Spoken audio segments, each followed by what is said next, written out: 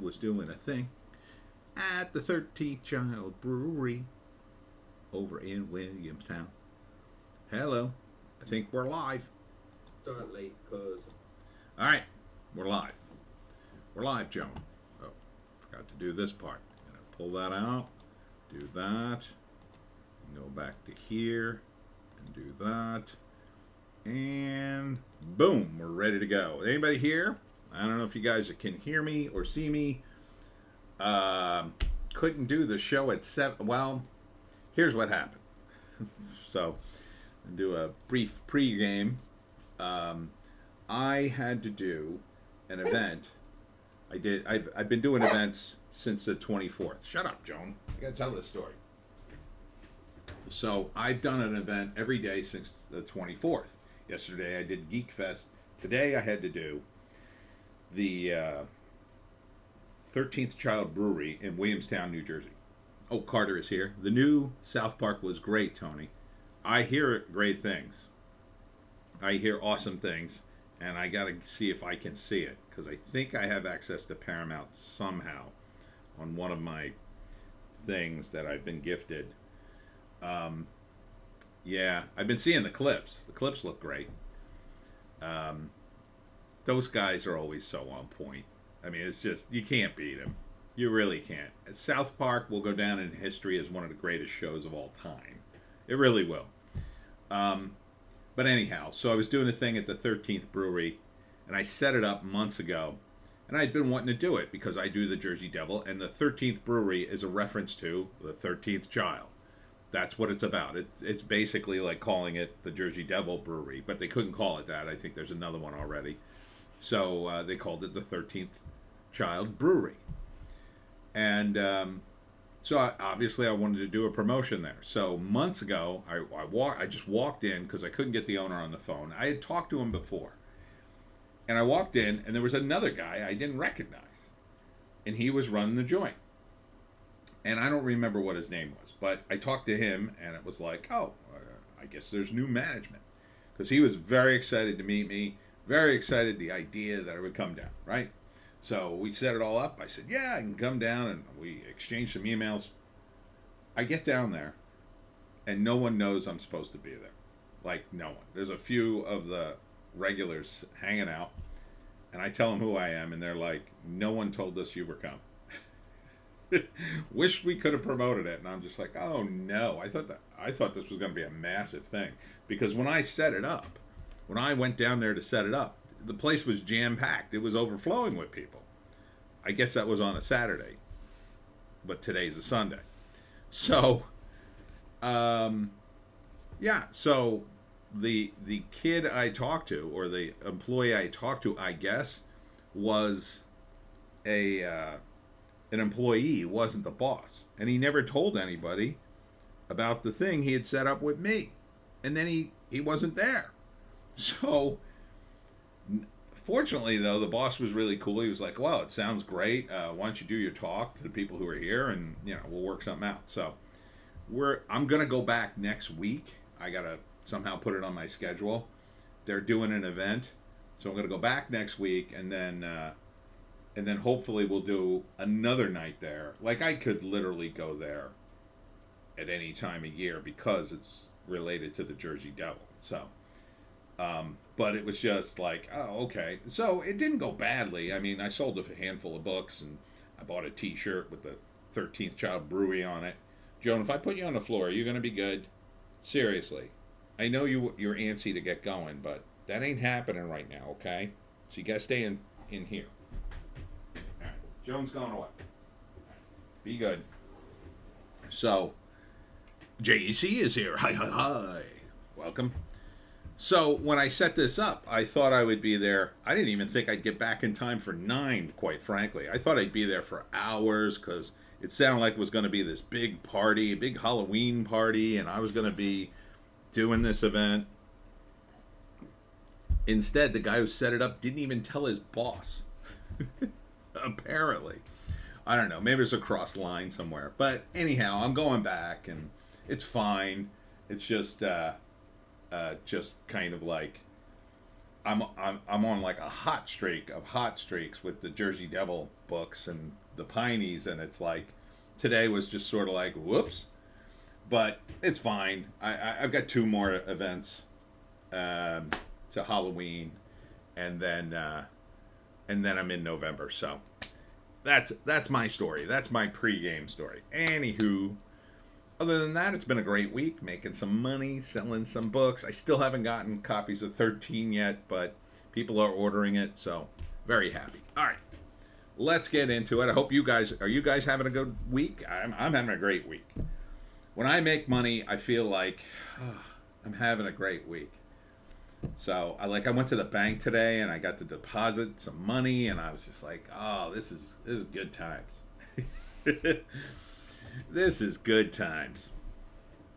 So I hope you guys are having half as good a week as I am. What had a good week this week was Five Nights at Freddy's, this video game movie, which looks okay. I mean, it kind of reminds me, the only thing it does, it reminds me of the horrible Banana Splits reboot, whatever the hell that movie was, which I was furious about it. Carter Jane, I'm on the new job hunt, so not been a poor week. Good. Well, there's still jobs around. I think so far they don't pay great, but people seem to still want to hire. I don't know how that's going to go in a few months, but although they did lay off 200 people not too far from me. But, I don't know what kind of job you're applying for, but it's, there's stuff going on all over still. I still see signs of people hiring. So, I don't think it's the worst time in the world to get hired. I think it's probably just the worst time in the world to ask for a raise. Carter, sorry I had a small stroke typing that.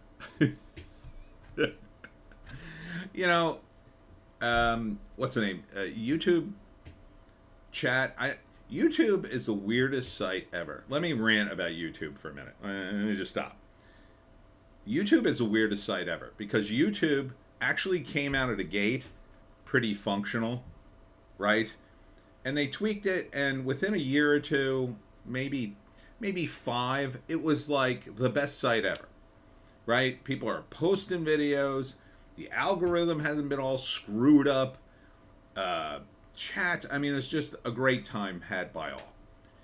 The longer it goes, it seems the more they screw it up. It's like every day, the people at YouTube go, how can we F this completely up so people are annoyed and quit our platform? I mean, all to make YouTube into another Netflix, which nobody wants.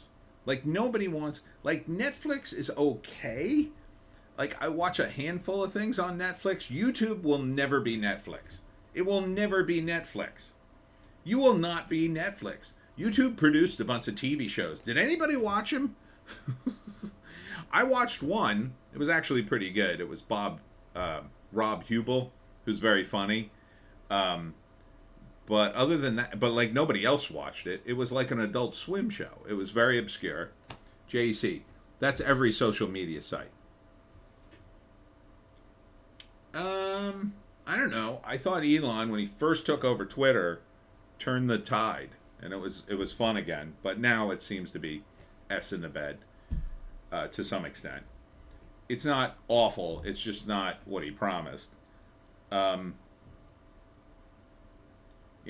say that I still like Minds, even though it's just sort of there and it doesn't really do much.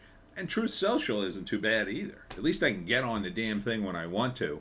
When I leave the Wi-Fi, good luck getting on Facebook or Instagram. Oh my God, we don't know exactly where you're standing when you're on our platform? Well, forget it. You can't get on the platform. Those are horrible, I think. Carter Chain, have you been having problems playing videos when you have ad block installed? It has ruined my year. I'm not sure because there's so much going on in YouTube. I'm not sure if I'm not seeing the commercials I should see or I mean, I did have some software that was supposed to stop me seeing mainstream media, but I still see some, but not a lot. So it's hard to tell. JC, Instagram gets worse every day. I agree. And I blame that mostly on Facebook, which is just about useless now. Just about useless. Facebook could be good. I can tell you how to fix Facebook.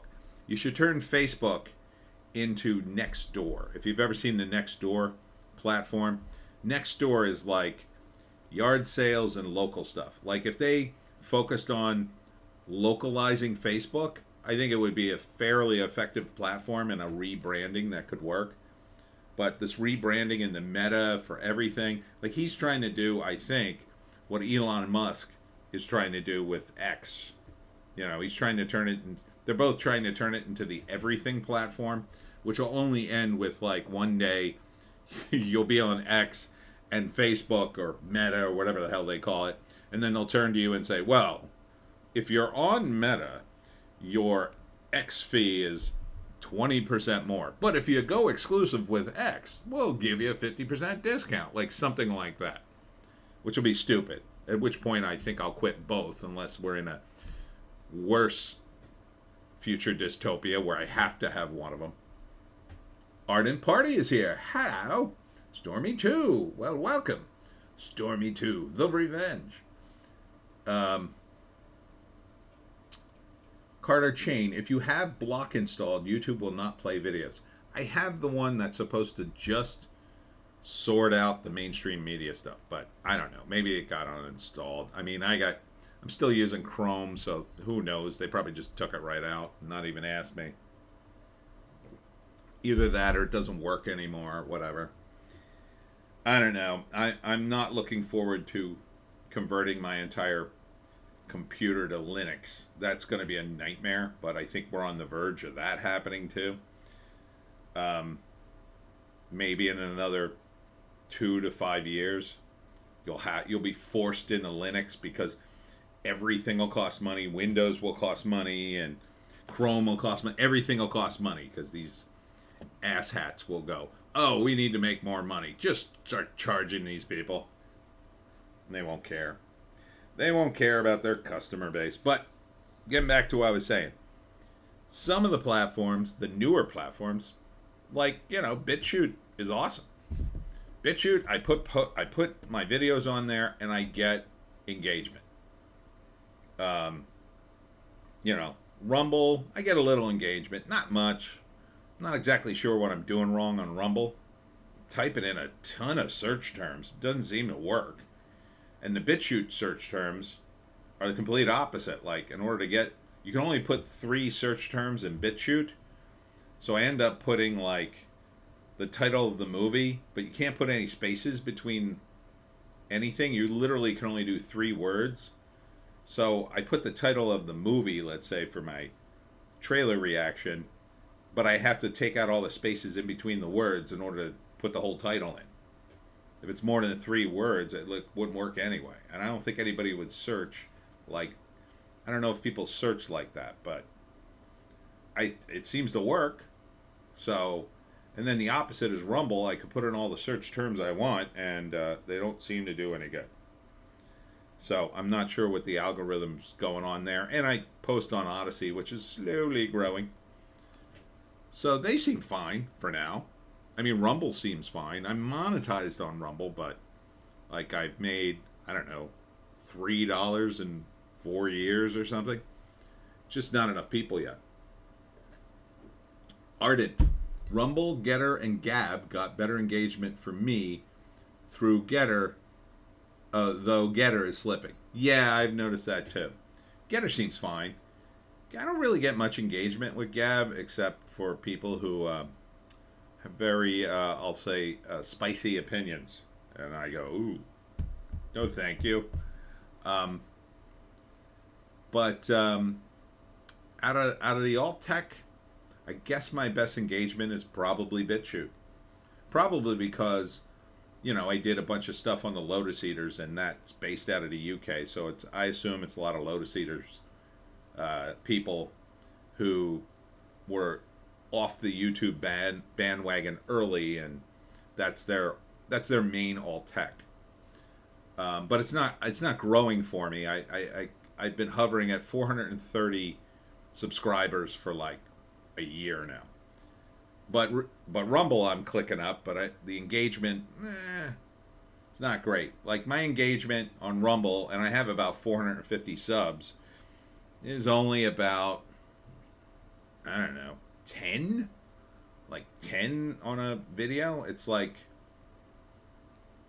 my engagement on Bitchute is like, 450 followers, I'll get like 120, which isn't bad. So I don't know. I don't know. I don't have all the answers. I don't. Actually, I do. I just have to think about it long enough. So, but yeah, I mean, I hear the locals thing is good, but I don't know. I don't understand it. I can't keep learning these platforms. That's what pisses me off. Like if Facebook gave me an option that you could click and go back to the original interface, I'd be like all about it. Ardent, speaking of slipping, the Lotus Eaters is really beginning to fail their core audience, in my opinion. Now, why do you say that? I've been out of touch because I just don't have time to watch anything, especially this week. So I haven't watched an entire Lotus Eaters episode in a while. I know they seem very down. The immigration situation is out of control over there. Between that and the recent protest, which I'm not sure how much I can go into on YouTube without getting flagged, but I mean, they gotta be bummed out about it. I do follow some of the guys on Twitter. What's his name? The pastor. He's been posting a lot. He seems to be doing well, although he got booted from GBC, I think it was. And Carl's been posting on Twitter like crazy recently. He's very upset about the protest in London, with good reason.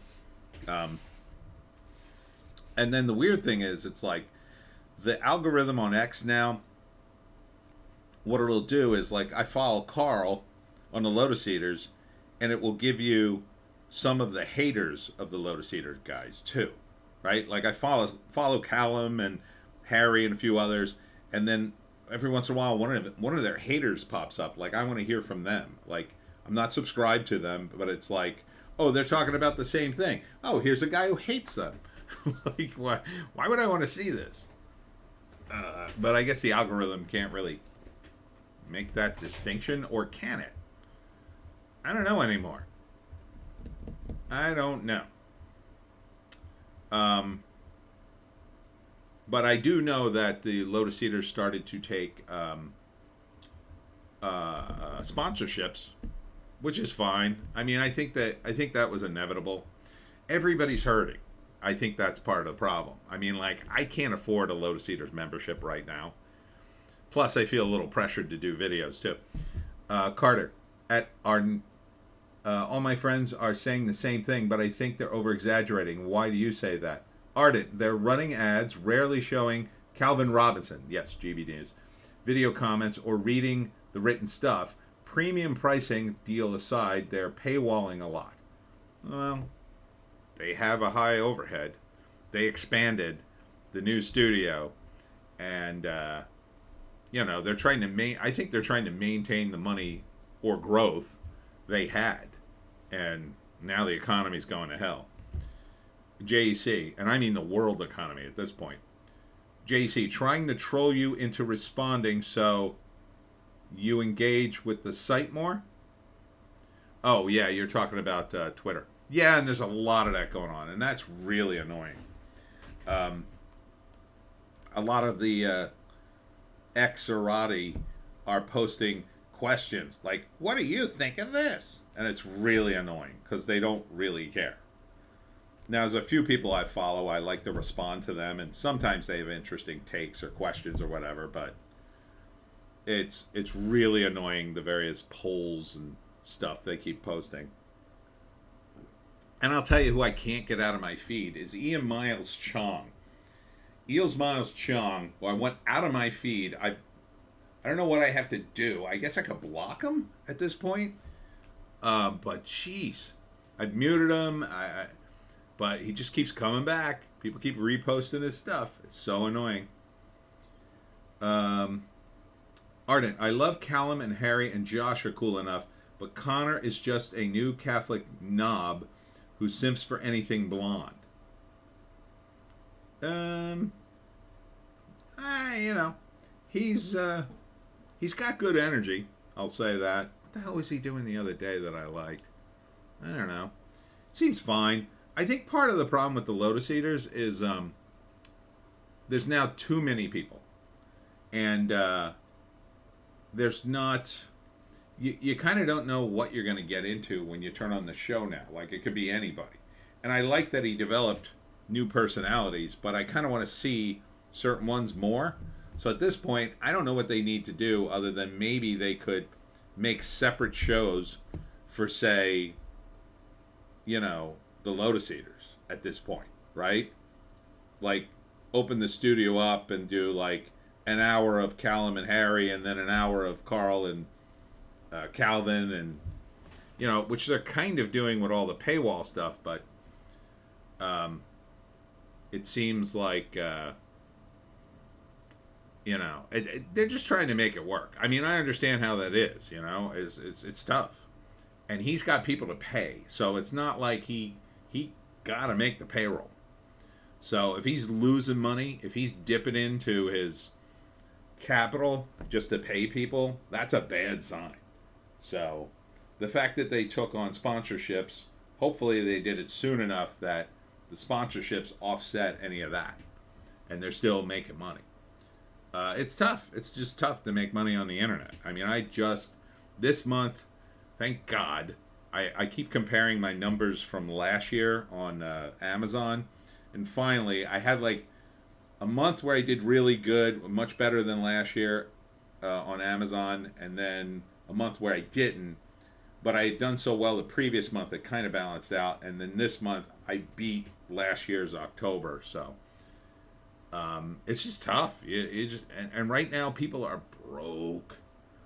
I think it's really going to start hitting them soon, and it's expensive too. I mean, they live in Europe, and Canadians, you kind of have a taste of that because your system's sort of the same way, but it's like you can't, like in the United States, you know, there are all kinds of things you have to do if you actually hire somebody, but it's still more friendly to small businesses here. But not in the UK. I mean, the UK and in Europe, my God, you got to give people 2 weeks paid vacation. I don't know how these people afford it. I mean, I think Sargon had like a huge war chest from his his days as a YouTuber, but now I don't know. I don't know where he's making his money. I hope they are making money, and I hope they survive the coming whatever comes. Carter Chain. We told Carl and some others we thought they were expanding too fast. Classic rookie business mistake. Possibly, yeah. JC, Eelsmine Chong is Elon's boy. Yeah, I don't quite get that, but I after seeing the Quarterings take on him, I was like, ooh, I don't want this guy in my feed anymore. Carter at Ardent.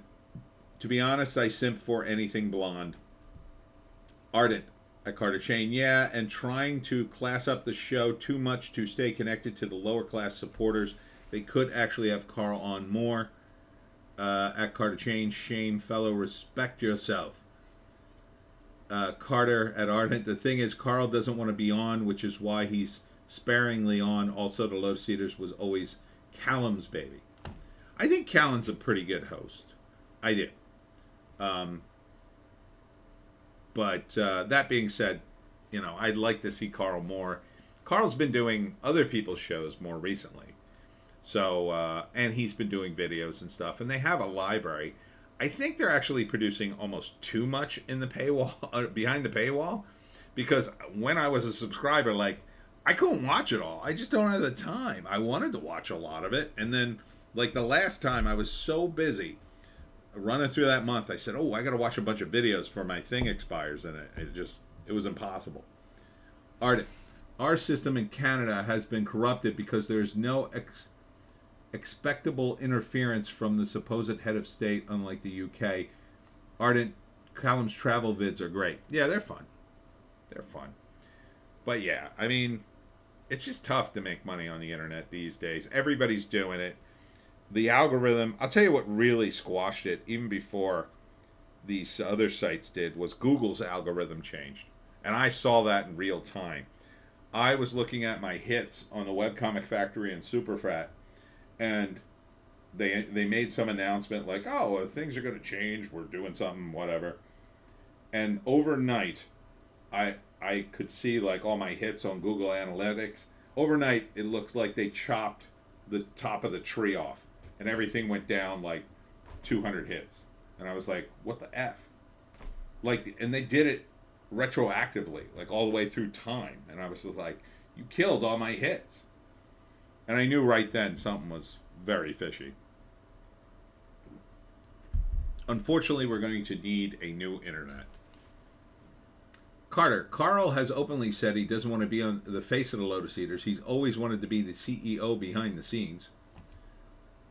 That's, I get it, but he built his brand on him, and for him to leave, it's like, yeah, and I get what he's trying to do, but I don't know, man. Callum's, the one of two things has to happen.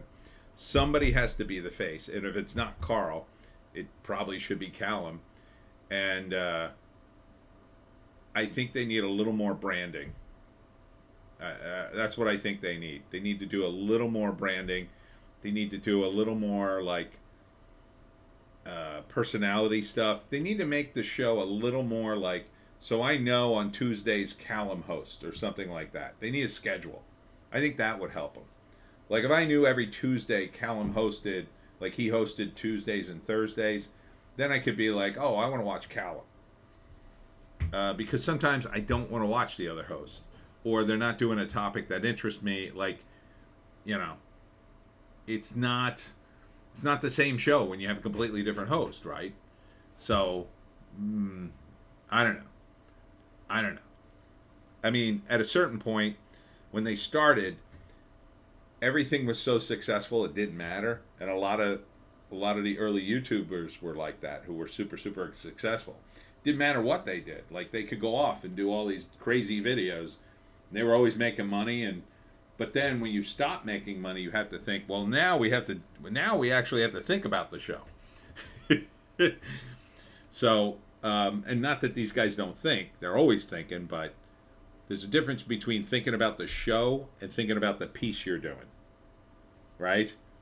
And like, sure, there are some pieces they could do that are interesting and thought-provoking, but there are some pieces you have to do in order to get people to watch, I think. For them, I think part of it is you have to show the comments. And that inevitably was going to get out of control. And it did.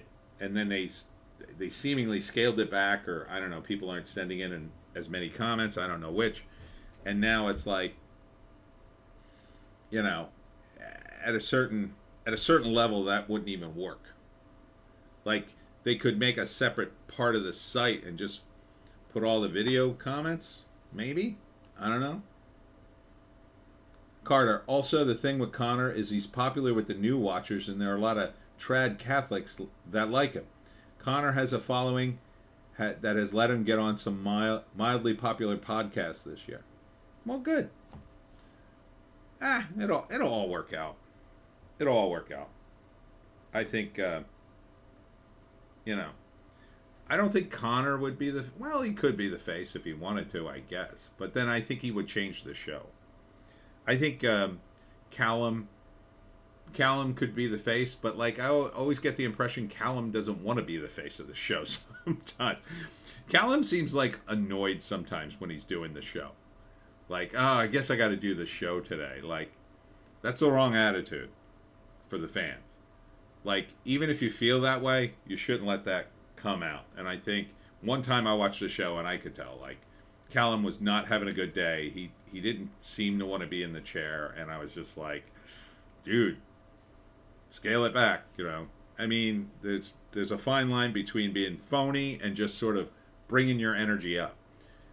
Sometimes when I'm doing a show, I'll get trapped in a conversation with a fan who bought a book, but that's the price you pay, and I'll just smile and nod and go, yeah, that sounds cool and whatever, even if I'm not particularly interested. But I'm obligated. This is part of what I do. I go out and talk to the fans. It's part of what any podcaster has to do. You have to bring your energy up. You have to deliver a performance. It's partly performative. Even if you're doing something that's very cerebral, you have to be performative. You have to give them something.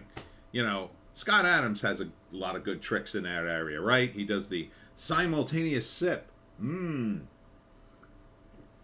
That's a fun thing. I tuned in for that for a couple of times. And now I just click past it because I'm just like, all right. But it's fun.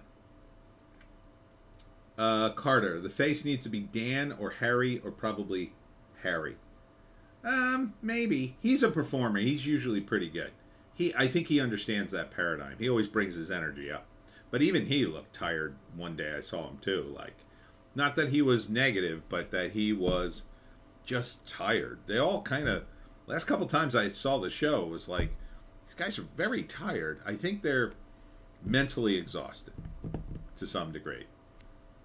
But I think give it some time and hopefully they work through it. They're young, most of them, younger than me. So, hopefully, whatever problems they're having, they'll work through it. Anyhow, let's get into the important things in life.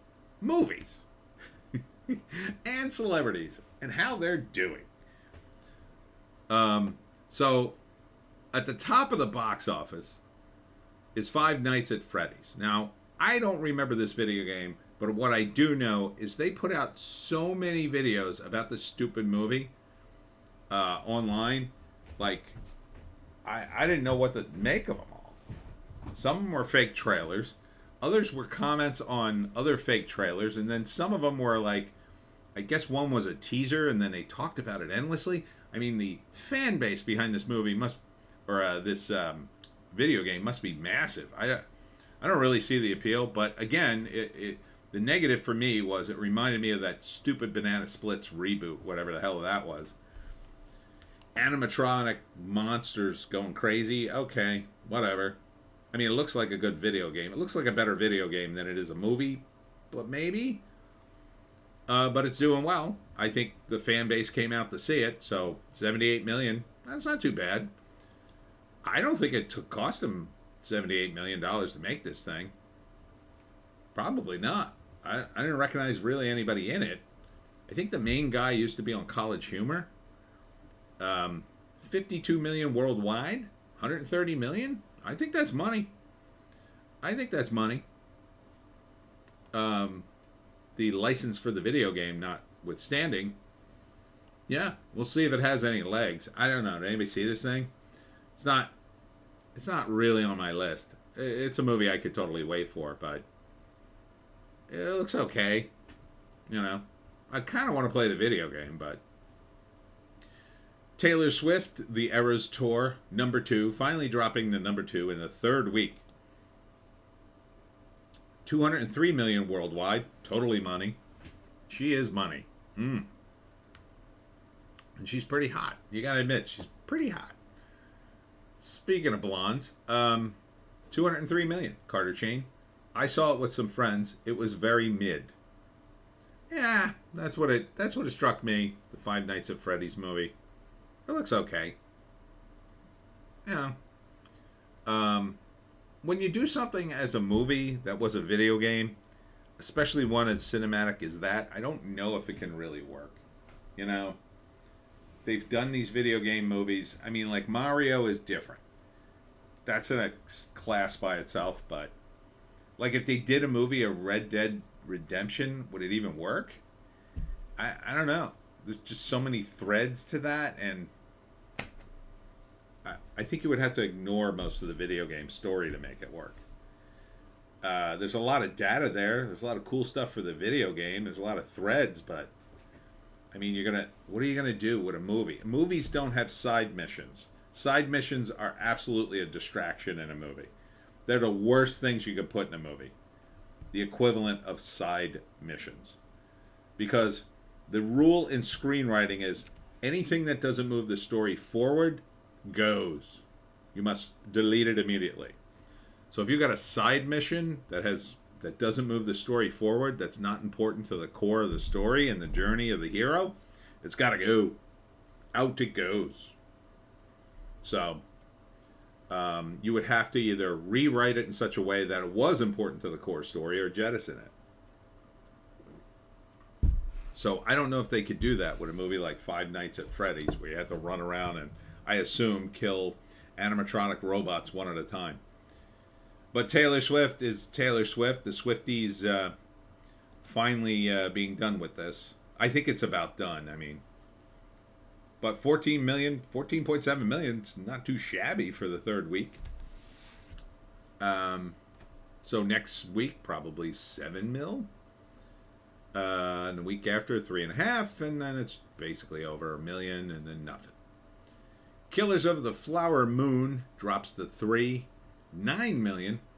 This movie has probably lost money, but it's also Oscar bait, so they might re-release it closer to the Oscars, which isn't too far away. I guess that'd be around February, so maybe after the Oscars, maybe after this wins something, they'll re-release it or push it again. Keep it in theaters, keep it in a handful of theaters, and then suddenly it'll go back into theaters again. 51 million, though. How is that money? How is that money with Robert De Niro, Leonardo DiCaprio, and probably a handful of other guys? And, it's a period piece. Yeah, either tons of CGI, tons of costuming, tons of everything. I don't think 51 million covers that. Number 4, After Death. This is Angel Studios. So this is like one of those movies where it's not really even a movie. It's about people talking about dying and what they saw. 5 million. This is something that I'd see on like A&E.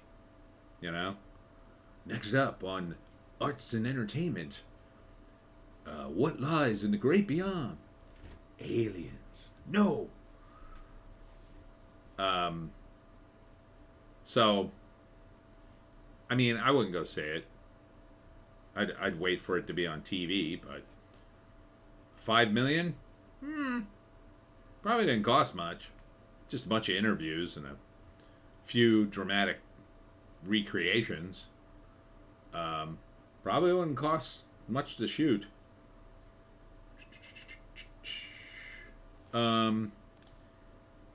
But that's number 4. That's the 4th movie. I mean, it's a premiere, but it's Angel Studios, and it probably only ran in Fathom Events. I don't know if it had a wide release. It's 5 million, which I guess it could be money already, but that's kind of embarrassing for the rest of Hollywood at this point. I mean, Angel Studios is like taking a chunk of your money. I mean, basically all the religious people. Meanwhile, at number 5, dropping from 3, The Exorcist Believer, the woke horror movie, 3.1 million, down 46%. So this is just about done in its 4th week. 112 million, maybe. I mean, but I think they spent a little money on it, so it's probably some amount of profit, but not much, I would think. Horror movies are cheap, but Ellen Burstyn was in it. Not that she's working very much these days. I don't think the rest of the cast had name recognition. It didn't look like it was super expensive, so maybe. They did seem to promote it a bit. Paw Patrol is at number 6 from 4. I mean, Paw Patrol, 151 million. I don't know. It's animated, kind of tough to call. It might be money, but I don't think so. It's kind of a big franchise, but I don't know. The animation looks cheap to me. I don't really care about that movie. 2.1 million. So it's hanging around 5 weeks of this. I mean, it's in the top 10 for 5 weeks. A movie like this never would have stayed up there very long back in the 90s. I mean, somebody posted on Twitter in 1994, what the hell was out? In the same weekend, Forrest Gump, The Shawshank Redemption, and like 2 other big movies. And you just think, oh my God. What a good week that was, looking back on it. These days, I mean, you're lucky to get one decent movie out now. One. I mean, they're just not even making it, or they're just not releasing these things. I don't know. They're making the movies. They're all going right to streaming. It's like nobody wants to release these things in theaters anymore. It's the same damn stuff. Number 7 is Freelance. What the hell is this movie? Oh, wait. John Cena. Oh, yeah. This movie looked like absolute S. Oh, this is a movie, and I forget the hot chick who's in this. Let's see. Alison Brie. That's right. I like Alison Brie, but John Cena, no thank you. So it's one of these romantic action comedy things. Looks horrendous. But I'm very biased against John Cena since he I don't know, apologized in Mandarin or Cantonese, I don't know which, to the Chinese for some reason. 2.5 million worldwide. Did that even cover Alison Brie's trailer? I mean, that's awful. Even for a movie that's kind of low budget, for 2 name guys, I mean, that probably barely covered their salaries.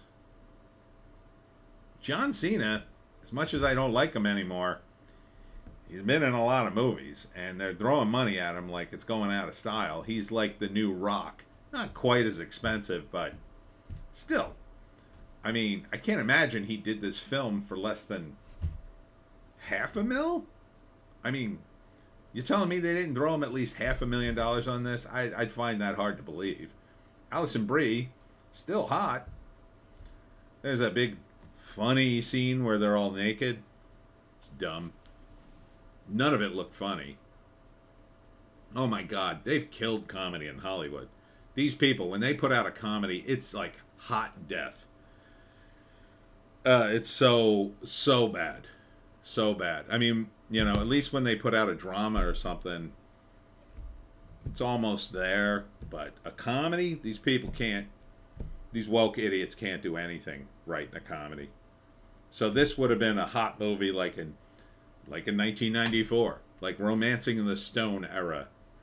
Maybe you could have done a movie like Freelance, where John Cena has to save the beautiful Alison Brie, but I don't think Cena, quite frankly, has the charisma to be a lead. I think he was okay as Peacemaker in the Suicide Squad movie, but he was kind of an a-hole. And I don't know. I refuse to watch the Peacemaker TV show, but maybe with the right director, you could argue he's okay. But I don't think he's a lead.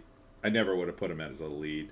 He's in shape, but I don't think he could really act. Alison Brie can act. If you put him next, who could you put her next to? Like if this had been Michael B. Jordan, I could see that. Who else? Michael Fassbender. He looks really good in The Killer, by the way. He's in shape. He's a little too old for this, but I think it would work. He's doing a lot of movies all of a sudden, Michael Fassbender. He just did some weird comedy, like it was like a Bad News Bears, only it was soccer, and he drank. It was a weird turn for him. But maybe if Alison Brie is naked, I would fast forward to that part in Freelance, but that's about it. Which reminds me, I have to see Jennifer Lawrence naked in that other movie that's on Netflix before it goes away. Number 8, The Nightmare Before Christmas re-release dropped from 5 to 8. Still made $2 million though. Bravo. I mean, for a movie that Disney's just throwing back out there, I mean, good job. Finally, Disney sees the writing on the wall. We make terrible movies now. Oh, we used to make good movies. Oh, release those. I mean, good job. Finally. You should be releasing all kinds of things. You got a bunch of Christmas movies. Just go through the list and re-release 2 or 3 of them. Why stop at 1? Number 9, Saw X drops from 6 to 9. 1.6 mil. This is probably money. 82 million. I don't think they spent much. They spent a little more than a normal Saw movie, but not much. I would guess. Looks awful. Would never say it. Not interested. But it looked better than the other Saw versions. The Creator at number 10 drops from 7 to 10. $1 million. This movie, I think, tanked. Even at 97 million. This movie looked expensive as F. And I don't think it's going anywhere now. It's done. This is it. It's never going to get above $1 million after this.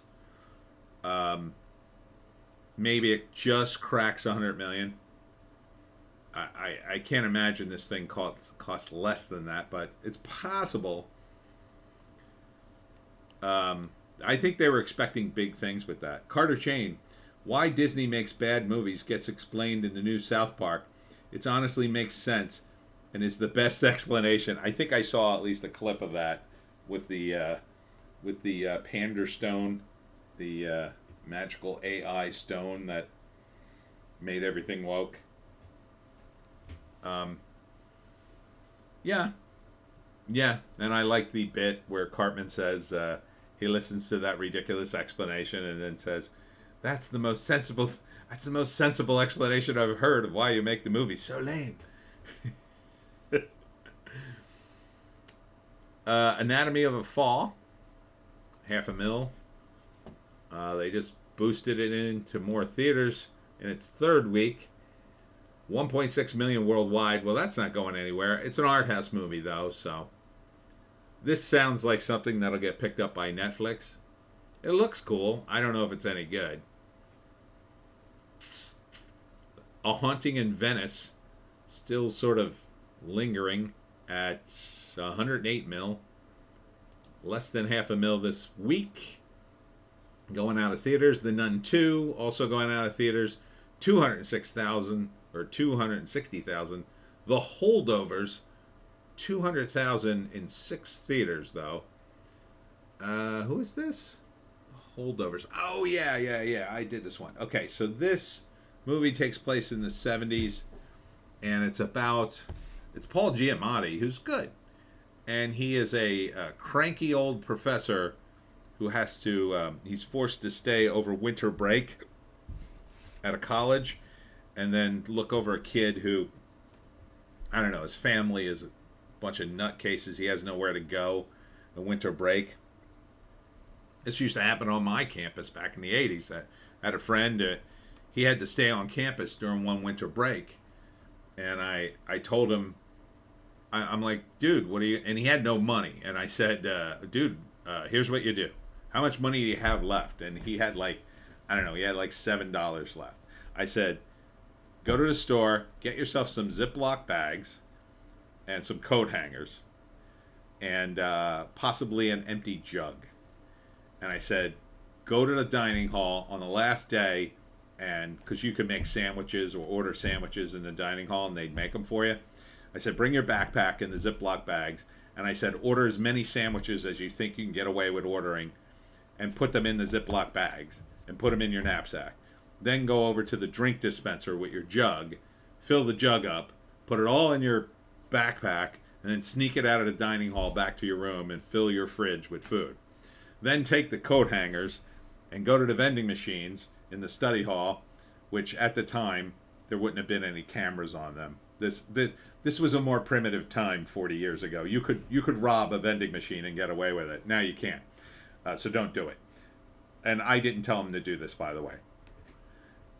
Take the coat hanger and rake it across the snacks, like, undo it and put it up the thing, and then go, and then knock off all the snacks you want, and then take it back to your room, which he did, and he survived a week in the dorms that he wasn't. I guess he was allowed to sleep there, but he had nothing to do and no money.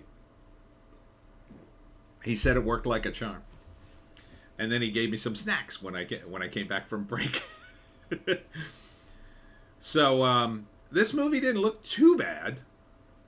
Again, it looked like a movie that they would have made in the 90s, about the 70s. Now it's like 50 years after the 70s. So even the music isn't going to hit for most of you out there. Like for me, the 70s soundtrack, like there was a song, they always use a song. It starts out with Badfinger. I love that song. But you guys, it would probably mean not much to most of you. And it's like, it's getting harder and harder for people to relate to the 70s. And I get it. It's probably based on a book or whatever. Like, do something, you're supposed to do it in 20-year increments. So like in the 90s, it would have been cool to release, the 90s or 2000s would have been cool to release something from the 70s. Now it's 50 years later. So we should be releasing, you should have been doing the holdovers in 2003. Like, maybe updated. I don't know, but is there no books about a grumpy college professor in 2003? On top of the fact that it looks mildly woke, too. But Paul Giamatti is fun to watch. The re-release of Hocus Pocus made almost $200,000, still in theaters. Equalizer 3, $175,000. Priscilla, here's a totally unnecessary movie, but this to me is an example of why Sofia Coppola and the various children of people of Hollywood, like, they can make movies. Yeah, they're in the business by birth. So I've never thought Priscilla or Sofia Coppola should be making movies. I'm just gonna say it. I don't think she's very good. I don't think she has any real vision. I get why her dad maybe wants her to do it. There's a lot of money in it. He's helping her out. Maybe she wants to do it, but come on. And what a choice. Oh, let's do a movie about Priscilla Presley. JEC. Internet kind of made the last 20 years of fashion blend together. Doing a movie in the early 2000s wouldn't seem much different besides the phones. I don't know. I think you could do it if you had the right book, with somebody who drilled down in the details. But it could be all about. Hey, it could be all about the Bush years with Iraq, and being. You could have characters who are like going on and on about Saddam Hussein and everything. I mean, you're right. I mean, in terms of the style, you don't have much to work with, but God, how many more movies you get? Again, it's like, it's about being relatable, And you talk about Sofia Coppola, going back to Priscilla Presley. Jesus. And how many movies have they done about Elvis already? They just had a movie about Elvis. Baz Luhrmann's movie came out not too long ago. Now we're going to do Priscilla. Okay. Priscilla's not even dead. I don't think, right? She's still alive. Her daughter's the one who died. JC, I don't think people are nostalgic about the Bush years. It depends on when you were born, I think. I think if you were in your 20s during that time and now you're older and you're looking back on it, you might be a little nostalgic. It depends on the audience you're going for, I think. Classically, it was the 18 to 35 male demo. So, you're in the top end of that. Those guys are looking back on their lives 20 years later. If you're 18 in 2003, you're now 38. So maybe a little older, but, Priscilla? The holdovers, 50 years, most of those people are dead. I mean, if you were old enough to remember what college was like, you're in your 60s, 70s even. JC, I was in my teen years in the early 2000s. I'm not nostalgic. You are a different breed, JC. A different breed. You are a cut above the rest, my friend. So we can't use you as the example. Just like you can't use me. I'm at the end of the bell curve. So, but I'm saying the normies. The normies. You know? 2000s, how about Gushers? How about Go-Gurt? How about 90s TV shows like Rugrats? Stuff like that. People talk about it. Anyhow, Priscilla is even more dated to me. And Sofia Coppola, has she made a good movie?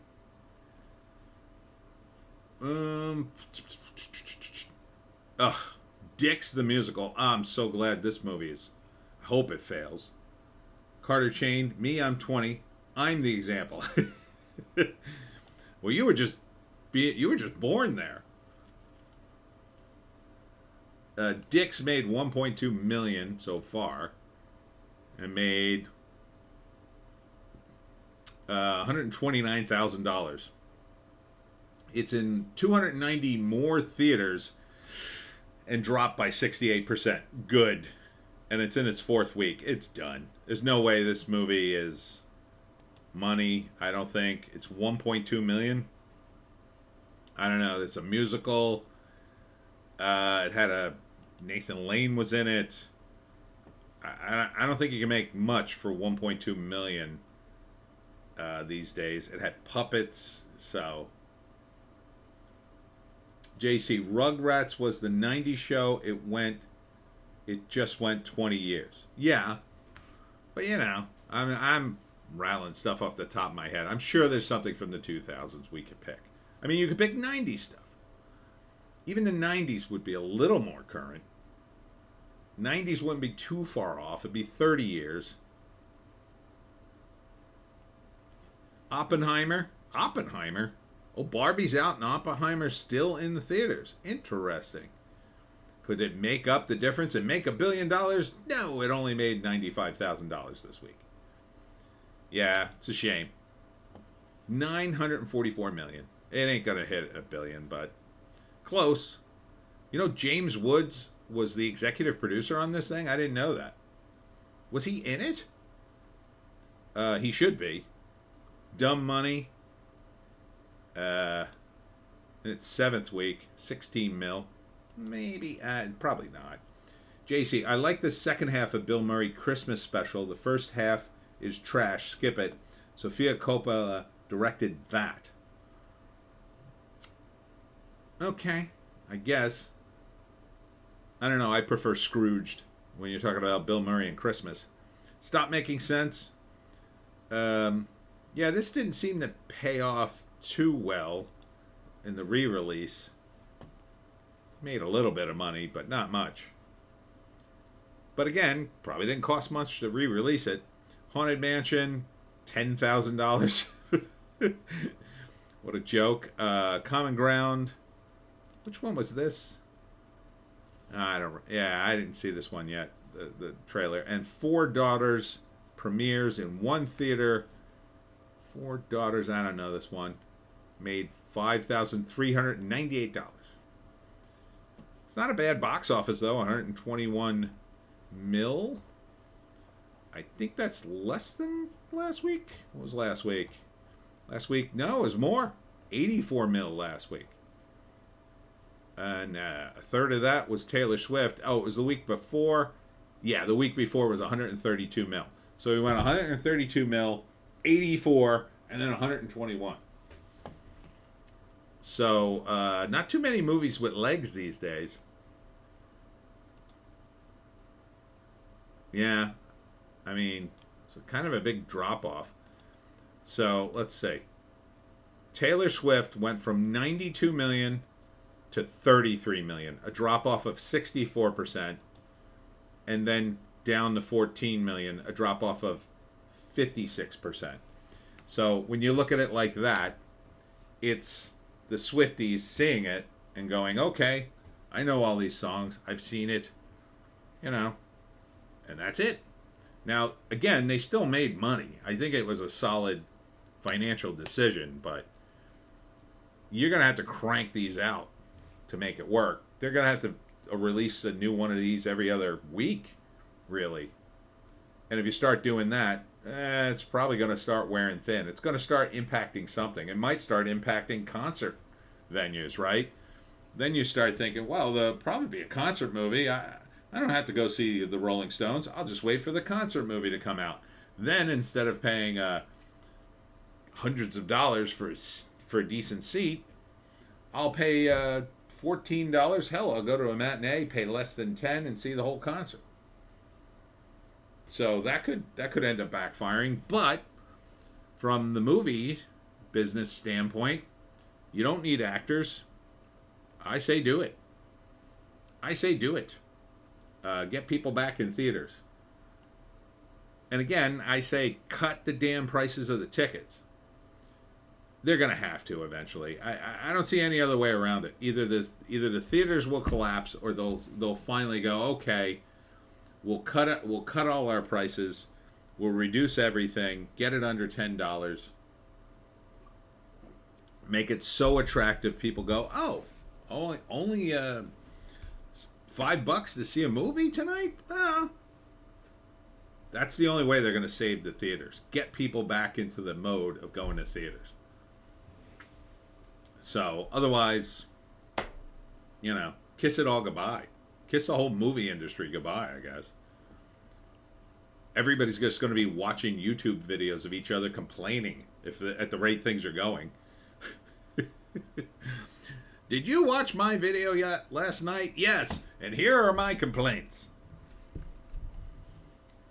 So I guess it's not a bad weekend for movies. Not bad.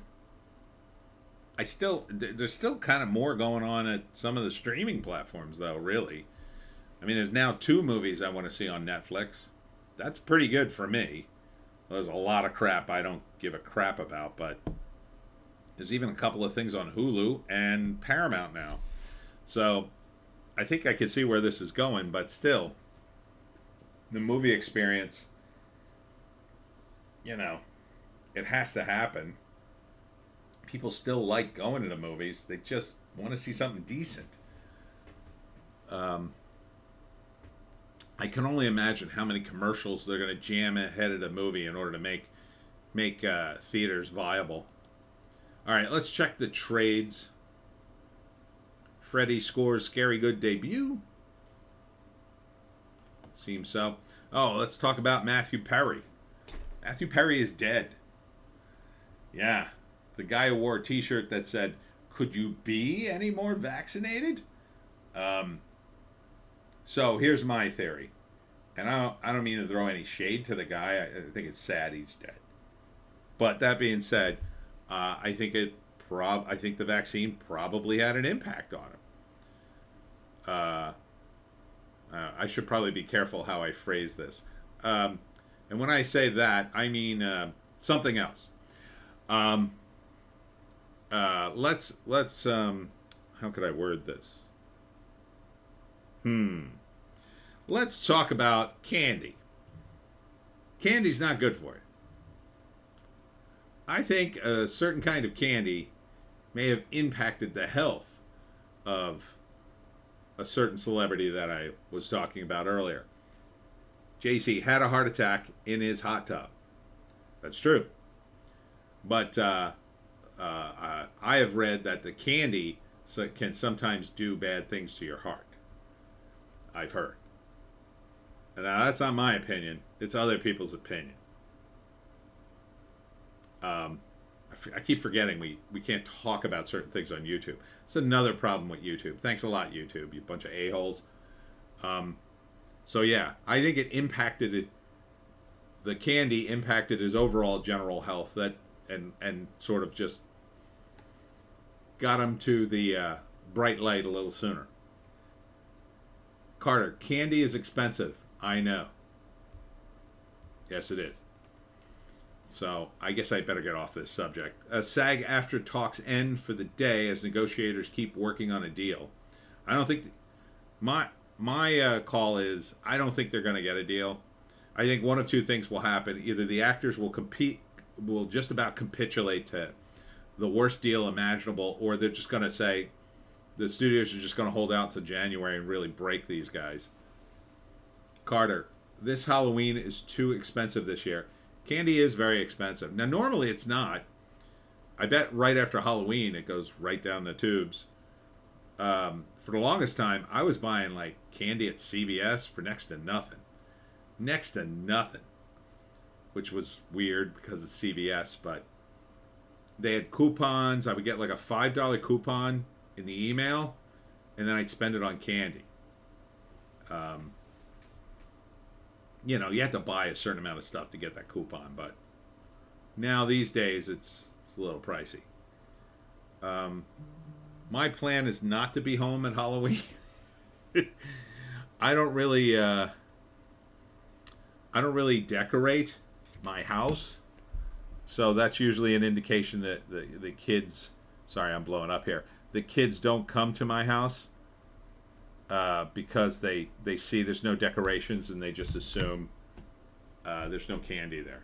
In previous years, I gave out candy, but I'm not going to be here on Halloween. I'm going to be, when the kids go trick-or-treating, I'm going to be at the Bridgeton High School doing my talk. And by the time I get back, it's over. Because my stupid town gives like a 2-hour window, and that's all the candy you get, and then that's it. And even with that, like, hardly anybody came to my door last year. So basically, I'd be buying the candy for myself, which is not a good idea.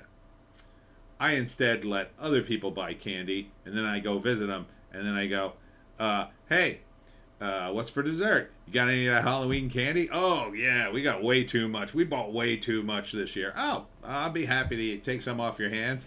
Yum, yum, yum. My brother, for many years, would buy, he'd be the guy who bought the full bars, and he would give out full candy bars. So the kids in his neighborhood loved him. One year I gave out comic books. I didn't have any candy, and I just said, screw it. I'll give away a bunch of comics I don't want. And then about a week later, some kids showed up at my door, and they said, were you the guy giving out comics? And I said, yeah. And they said, could we have some? And I was like, did you miss my house or something? And they're like, yeah, we heard you were giving away comics, and we really want some. And I'm like, okay. So I gave them some comics. Matthew Perry tributes special to air on Nick at Night. He looks terrible in this picture, though. You know, it could be he wasn't totally off his various drugs. He could have had a relapse. But again, I think a certain candy may have impacted him. Let's see. Why Disney could be better off without ESPN. Well, that sounds like spin. I think ESPN would be better off without Disney.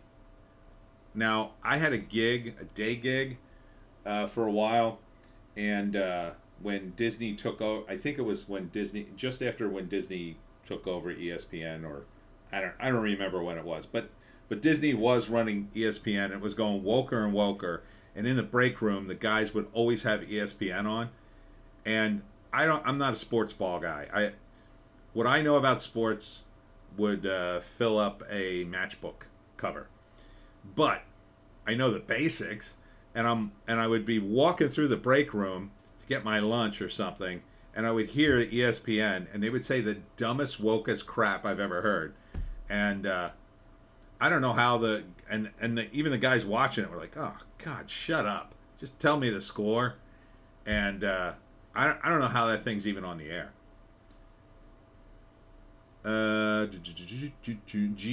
JEC sounds more like Cope.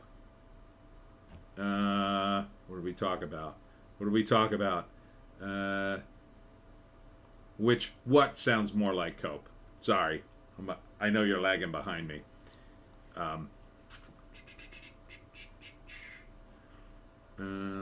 Get that. Matthew Perry wanted to be remembered for helping others get sober instead of just friends. I'm going to live the rest of my life proving that. Okay. Hope he did. Bounding into comics. A couple of headlines here. JC, you said it sounded like spin, more like cope. Oh, okay. Right. Yes. Yeah, ESPN. I don't know how it's still functional. I don't know how Disney's still functional at this point. They just must have buckets of money that they're just burning through. It's a shame. Like, imagine, like, Disney in its prime, and then either going forward in time to see this. You must be just like, what are you doing? What are you doing? And then the guys would, I guess the woke idiots would be like, well, you don't understand white supremacy. I don't know if you guys heard this, but Indiegogo shadow banned Aaron Lopresti's Kit Carter Planet Doom graphic novel for some reason. The artwork looks pretty sweet. I don't know why they would shadow ban him, but apparently he maybe mentioned Comicsgate or is part of Comicsgate, and they went after him. It's like, why would you bother to shadow ban him? That's just like the dumbest thing ever. Like, just ban him. Just say, oh, we don't want you on our platform anymore, and then everybody will go, oh, okay. So you don't want any conservatives on your platform or anybody you disagree with politically? Yeah. We have a political litmus test, so get lost. Okay. Yeah, give me back my money and, cancel my account, whatever. And then go somewhere else. This shadow banning thing is like, it's evil. It really is. It's like, so you're going to waste his time. He's going to post there. You're really opening yourself up to a lawsuit. I hope one of these guys one day does that to somebody with money, and then watch the hammer come down. JEC, everyone is shadow banned on Indigo.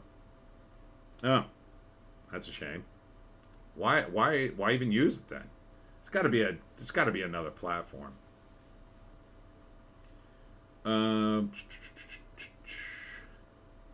Marvel makes moves on Daredevil, Born Again, taps Netflix, The Punisher EP as showrunner, and Loki duo to direct. That doesn't sound good to me, because I heard The Punisher wasn't that great. And Loki, anything on the Loki show, I'd be like, pass, hard pass. They should be firing all these knotheads, but instead they just keep promoting them. Oh, and Rachel Zegler clowned it up this week. Claimed The Hunger Games was the first story to depict a female character that was anti-establishment and anti-government. And I couldn't think of an example when I read this headline the first time, but then later I was on Twitter and it was like, they were all over the place. JC, they still use it because Kickstarter screwed them first, and John Malin is stubborn. Yeah, but it's got to be another one, right? Isn't there a third one? Isn't there a conservative version of Indiegogo yet? Or one that's so small it doesn't matter?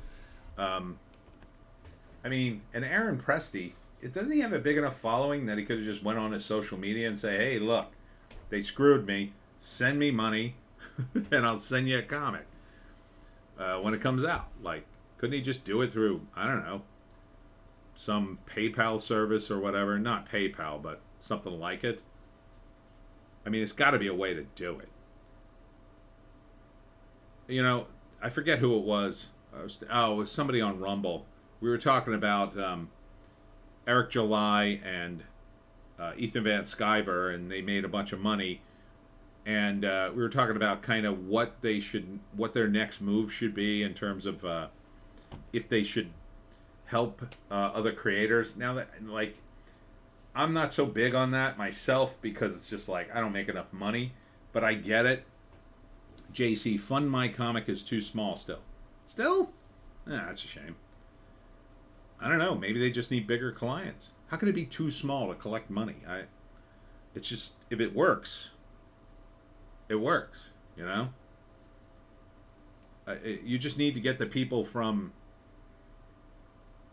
these other sites to come over there, or have a fan base. But yeah. So I lost my train of thought.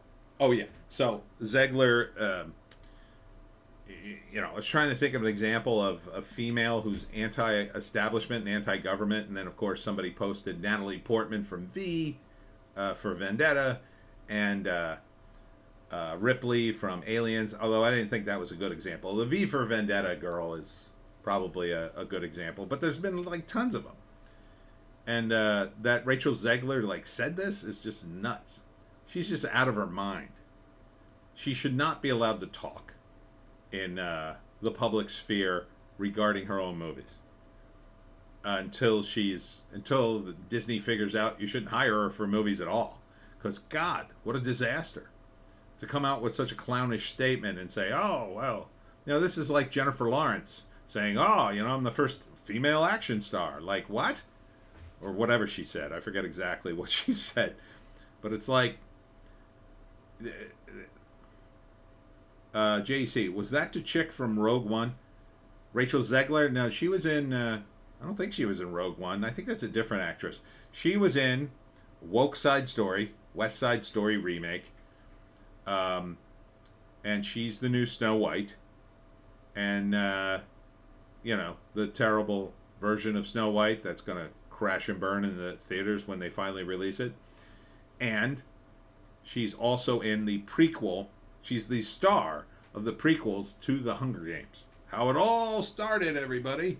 And it's like, there's no way it's going to work. I don't think. Prequels don't work for me. Carter, it won't even be that anti-government, just anti the government they don't like. Probably.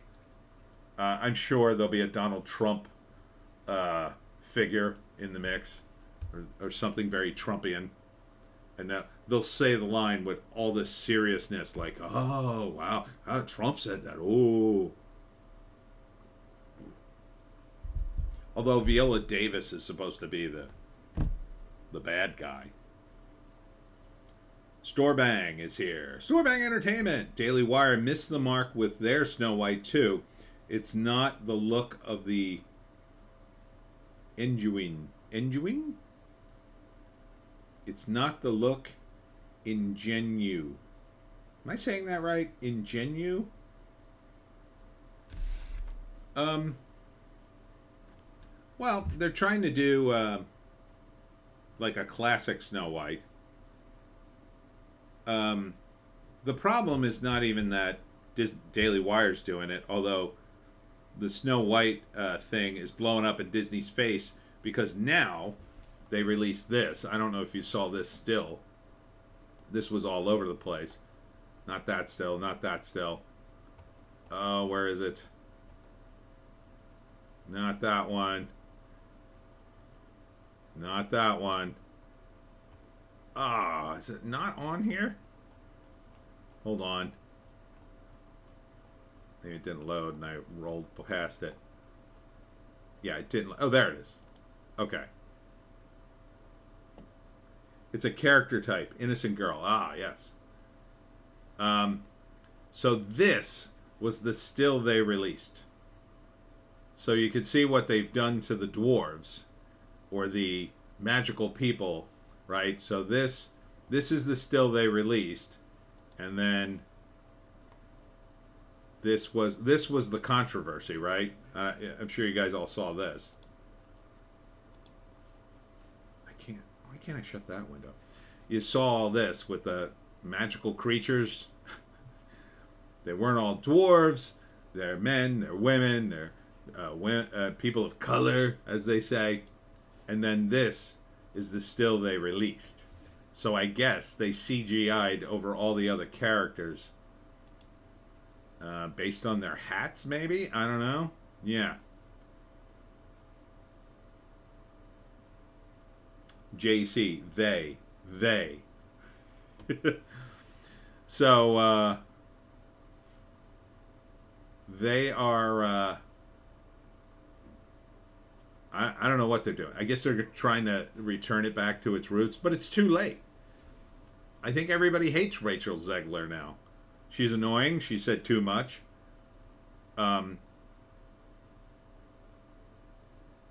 JC, they're CGIing the dwarves. I think they are. They released this still. Now maybe it's some sort of faint. What do you call that? A feint. When you shuck and jive to throw everybody off the scent, because now the movie's been delayed to 2025. So who knows what they're going to release in 2025? But maybe they're going to release this, and they're going to CGI over all these actors, right? So imagine all these actors walking in the field, but then over top of them are the CGI dwarves. But they got the same voices. These guys look like dwarves. Although some of them look too tall to be dwarves, quite frankly. Although I guess she's sitting down and they're standing on a table or something, so they could all be in the shot. I don't know. Whatever they're doing, it doesn't even look good this way. I mean, I'm glad they're using dwarves again, but Rachel Zegler, now CGI her out, and you got something here going. Now imagine they do that. Imagine they CGI her out. That would be amazing. Just turn the whole thing to a cartoon. But yeah, this is apparently the plan, but nobody really knows for sure because the whole thing's been pushed back for 2025. Will Disney even be in business then? Or will they have been sold off to Apple TV or something? So that's what they're apparently doing. And Rachel Zegler. So you got Rachel Zegler in. She was in the Shazam sequel, which bombed. She was in Woke Side Story, which bombed. She's in the Hunger Games prequel, which looks like it's gonna bomb. She's in Snow White, which looks like it can't possibly make money. And she was slated to be in the Paddington sequel, but they fired her or removed her from the movie or whatever they're saying. But she's not in it anymore. So how do you think her career is going? Not too well. This is why you got to be nice to your fans. You always got to say positive things and be nice. It's not the fans' fault, any of this. It's not the fans' fault they don't like your work. You know, some people come up to my table and they go, "Oh, I don't like horror." And I go, "Oh, okay. What else am I going to say?" "Oh, give it a chance." Once someone tells you they're not interested, you don't bother them. If they change their mind, they change their mind. But, you know, and certainly calling them names isn't going to help. Oh, you know, Snow White is dated. It's dated. And the men are bad. Like, what? It's Snow White. It's a classic story. It was the biggest Disney movie, animated movie of its time. It made them a fortune. They could have just re-released the damn thing. Probably would have made more money. After Kathleen Kennedy admitted the company had taken the fun out of making Star Wars, director Sean Levy says his mandate is to create a movie with fun and warmth. Does anybody think there's any time left to make a Star Wars movie with fun and warmth and save the franchise? And while you're thinking, I'm going to hit the bathroom. Be right back.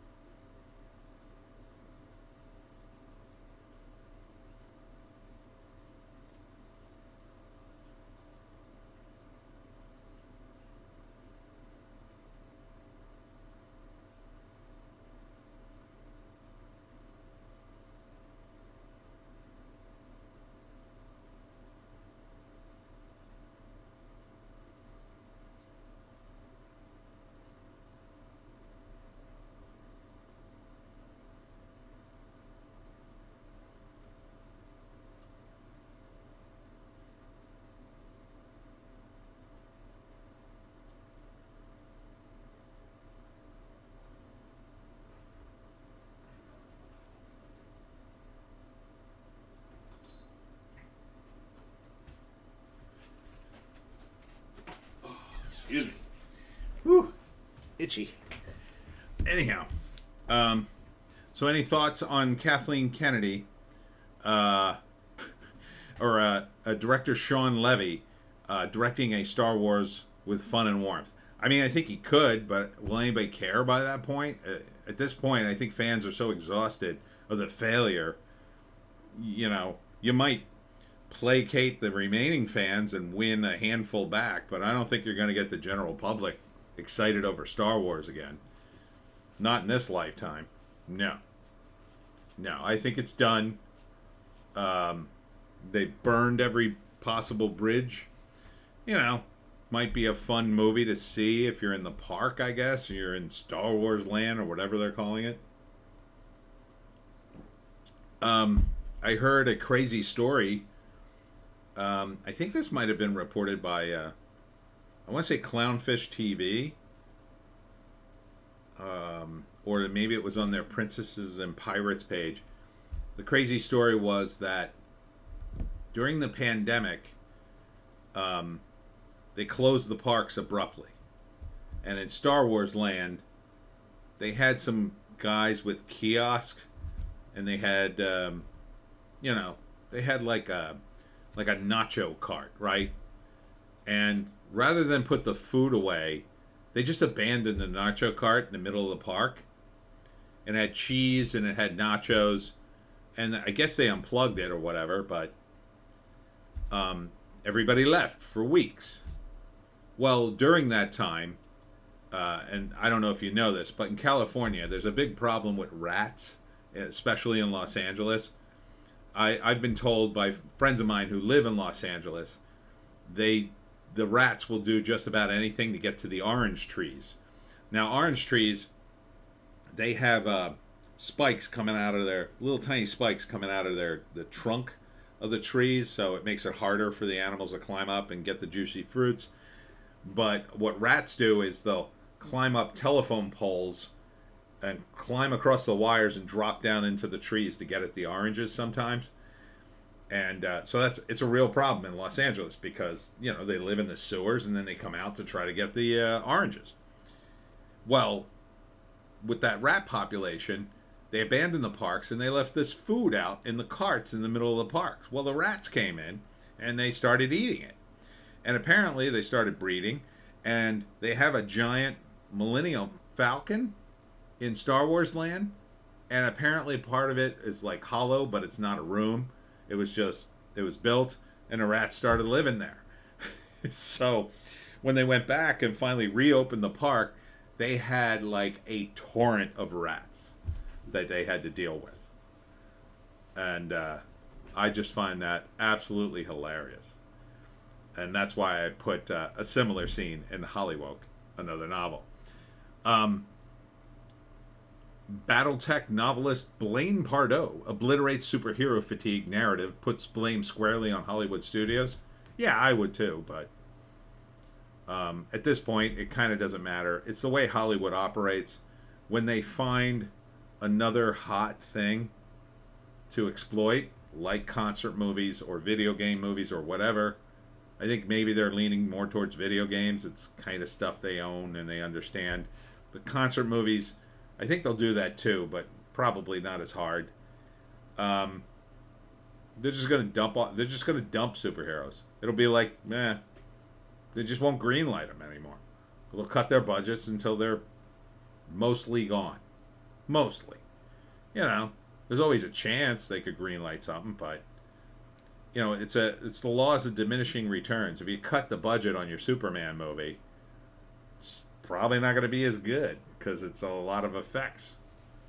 Unless you get a really good director and writer on it, which, where are those guys? There's just no one left in Hollywood with any kind of chops. They just don't want to put up with anybody. Unless you have to have the right politics or forget it. And the people with the right politics are talentless. They're woke morons. They all have to be fired. And the people who hire people have to be fired because they're woke too. It's the executives, really. You got to fire them and then fire the people they hired and then start all over. You basically have to do my plan for rebuilding Marvel Comics or DC. You have to fire everybody and start over. Clean the place out. Literally clean the place. Because woke idiots are filthy. Communists are disgusting. And you're going to have to clean the place and then bring in all new people and set a completely different tone for work and work ethic and start over from day one. That's the only way to do it. To be assured you don't have these woke tards in your company. And then you could start up again.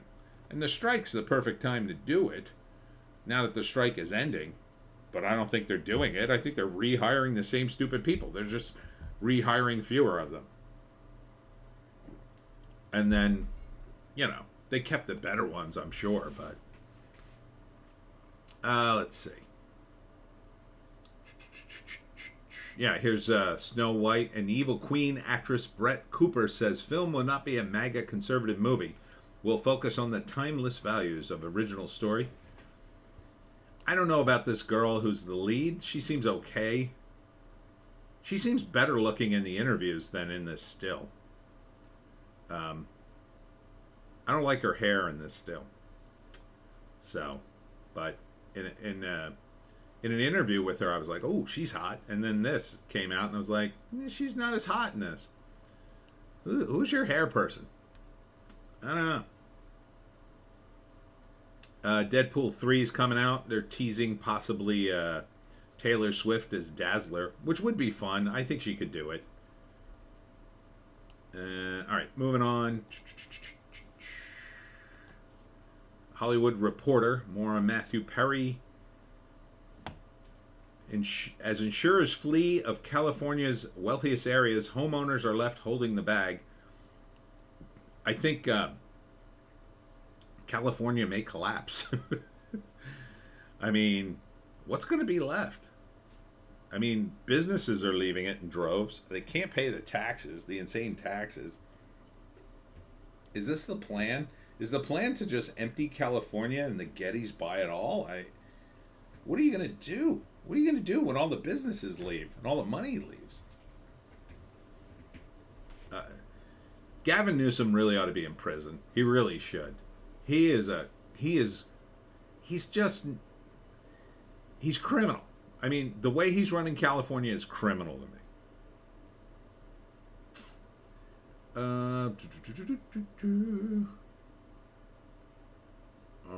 Tennis star Pete Sampras reveals wife actress Bridget Wilson Sampras has ovarian cancer. That's terrible.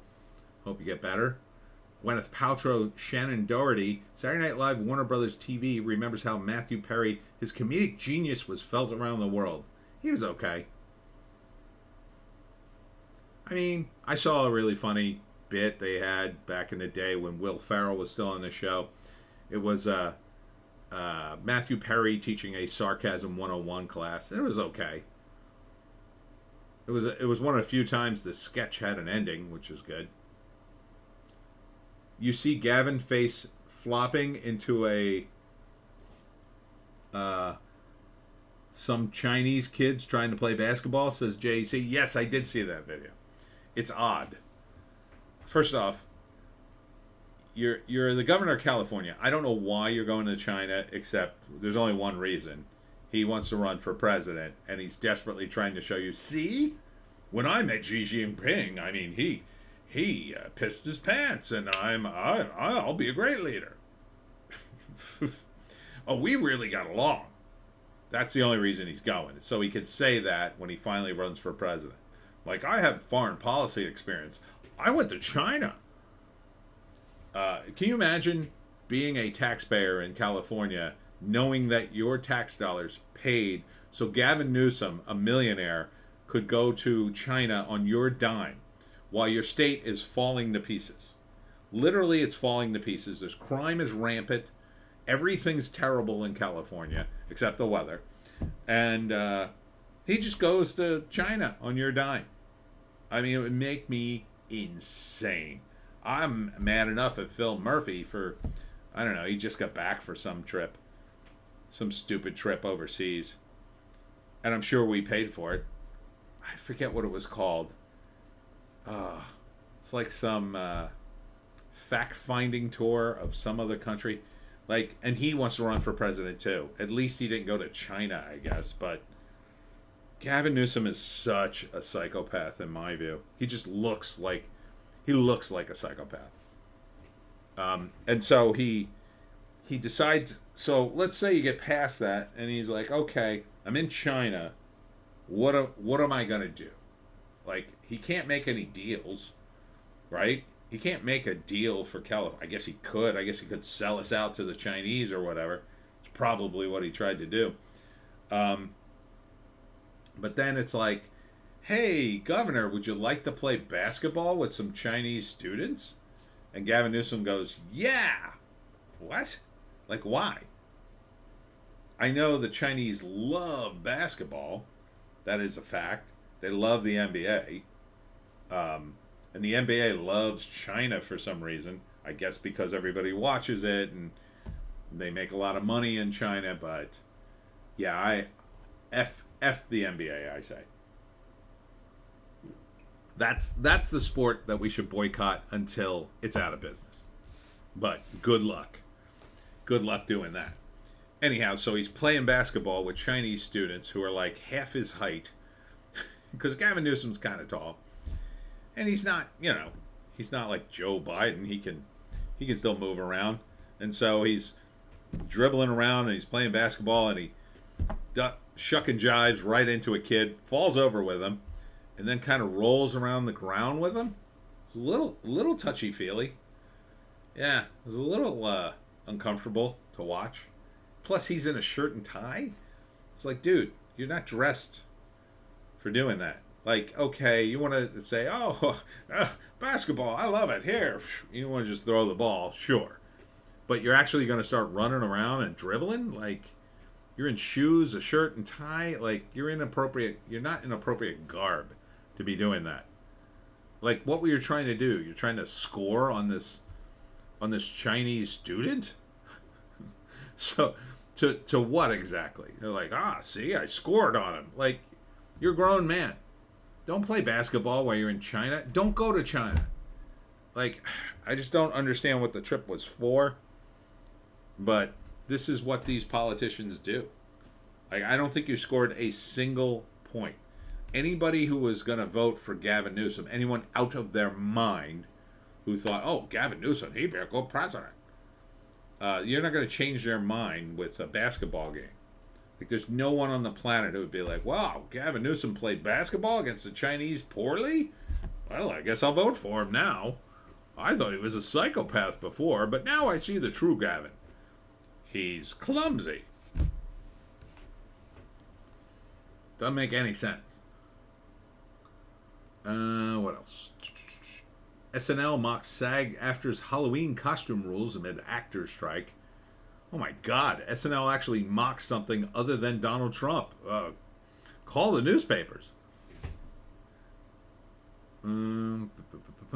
Here's another celebrity hot take. Angelina Jolie says Hamas terrorist attacks in Israel cannot justify the innocent lives lost in bombing in Gaza. It's like they just can't shut up. Angelina Jolie was the hot chick that used to play with knives. Does anybody remember that? Back before Britney Spears started doing it more recently. She was the hot chick, right? She's super hot, and she might be a psychopath. Oh, wow, cool. That makes her even hotter. She's a walking red flag with boobies. Ooh, it's hot. Now she's going to talk about world events like she knows anything. Like, wherever she goes, they don't clear the way for her and throw rose petals at her feet because she's Angelina Jolie and she's worth so much money, and the studio wants to keep her safe, and whatever stupid movie she's making now. But don't worry, she knows things. She's gone into the Hamas tunnels and talked to Hamas and the people of Gaza, and she's negotiated treaties and all that stuff. Sure, Angelina Jolie. I'm sure she's done all that stuff and really knows all the pressing issues in Israel and Palestine that she can give us her 2 cents because she's on top of that. It's like you were the you're the good looking chick. Just be good looking. Can you not just be good looking and collect your paycheck anymore? Do you not see what this is doing to what career you have left? Unbelievable.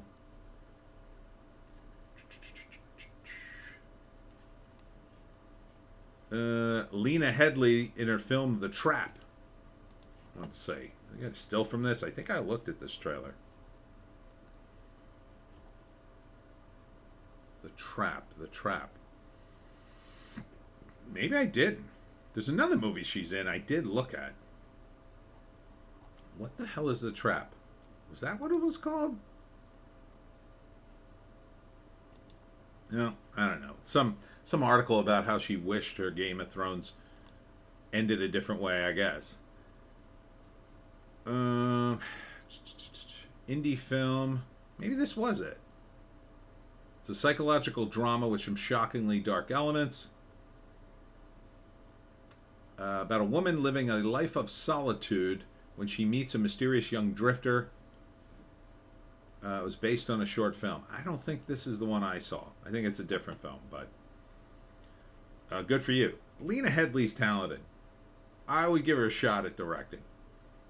She's very talented. She's the bad guy in that really good Carl Urban Judge Dredd movies, and she's pretty good in it. There's very few women with gravitas. I think Lena Headey has gravitas. It's very rare. Over Deadline, otherwise known as Variety 2.0.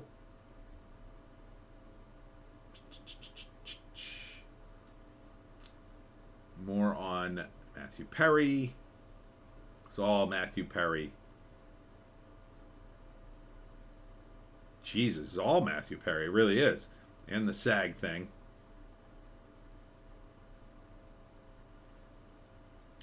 Matthew Perry. Jesus. I mean, look, he was a pretty big star. I'm sad he's dead, but you know, it's sucks. All right, guess we got to move on.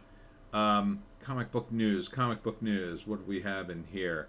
I showed you the Snow White thing. Oh, here's a bright spot. Henry Cavill is doing the Highlander reboot. So, as much as I don't think the movie needs a reboot, that could be fun with him in the lead. I could see him in the role. I mean, he's done The Witcher. So, you know how Hollywood is. They wanted to cast him in something similar. I'd like to see what's-his-face, the original Highlander, come in and play the Sean Connery role. Would be fun. That would be cool, right? He plays Sean Connery, the older Highlander. Because, you know, he's just as Spanish as Sean Connery was. So, you know, what difference? Actually, what is he? He's Belgium, right? What's his face? I can't think of his name. Let's see. Highlander. Christopher Lambert, yeah. He's Belgium, I think. So, yeah. Yeah, he let Christopher Lambert play Ramirez. I think he could pull it off. Clancy Brown, he's still around, but he can't play Kurgan again. He's probably too old for it, so you'd have to throw him in. You throw him in as a cameo. I think they should get the whole, you know, all the surviving cast, just throw them in there. You know, for cameos. It'd be fun. I'd say it. I mean, if you're going to have Henry Cavill, I assume the movie will be at least a little bit fun. And then don't make another one. I mean, just don't. Just make one. I think it's probably stupid to reboot it anyway. But if you're going to make it right. Just make one and done. Or I guess you could change the origin and it's like, you know, part 1 of 3 or whatever. But Aquaman 2 ditches Wednesday release date. That's probably not a good sign. That's probably a sign they either got a different movie that they could put in its place, or they just throwing up their hands and saying, well, this movie's going to tank. There isn't a. Let's just spend at least amount of money on it from here on in. So yeah, I think it's gonna tank. Anybody here psyched to see Aquaman 2? More on South Park. And finally, over at the Wrap, Britney Spears deleted an Instagram post saying a sequel to The Woman in Me is coming in 2024. How nuts is Britney Spears? I mean, look, I've dated my share of red flags, but Britney's like on a whole nother level. And I would be, I can't believe I haven't dated her yet. I mean, there's still time.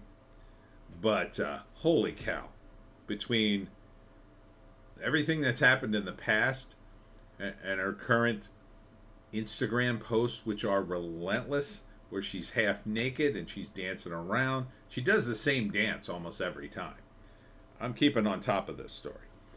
And then the one time she's dancing with knives, which I didn't think was particularly crazy at the time, but I mean, she just won't stop. I think she's manic. She really is. And then she keeps getting married, which I don't get at all. You know, she seems to want to date. She seems to want to party all the damn time. Why are you getting married?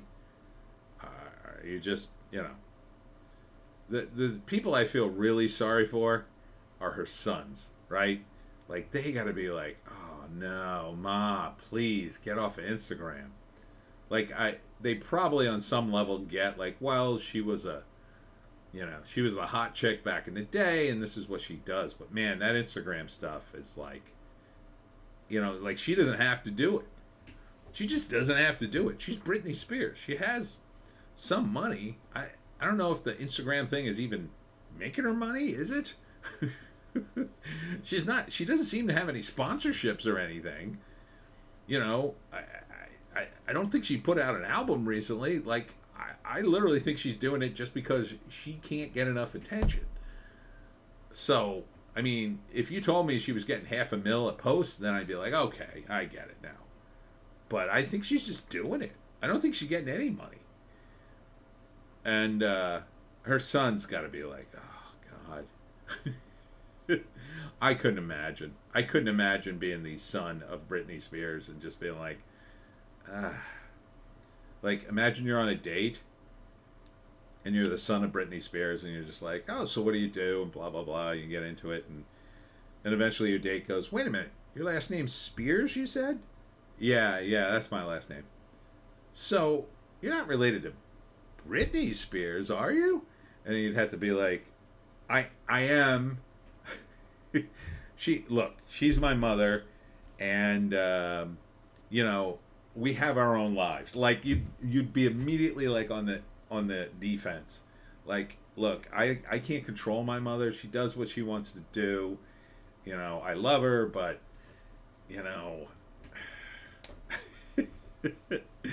and then it would go one of two ways. Either the girl wouldn't stop asking you questions about Britney, or it would be the most uncomfortable subject ever. Like, she'd be petrified to ask you even a single question. But, you'd just be like, man, she asked me. Now she knows. And then you'd be like, oh, for the next girl, I'm going to just lie and make up a fake last name, or I'm just going to tell them no, I'm not related to that. I'm not related to Britney Spears. It's just my last name. It's a completely different person, completely different Spears family. But then that'll backfire too, right? So 6 months down the road, the girl's like, oh, you always talk about your mother and how sweet she is. Well, when can I meet your mother? And then you're just like, well, I really don't want you to meet my mom right now because whatever, you'd make up some excuse. But eventually you'd have to come clean, and that would cause you problems too. You'd be like, well, see, when we met, I didn't want to tell you my mom was Britney Spears because everybody gets weird about it. And and she's writing these books. Like, do another album, Britney. Like, why don't you do an album? Wouldn't that sell? Like, Madonna's back on tour.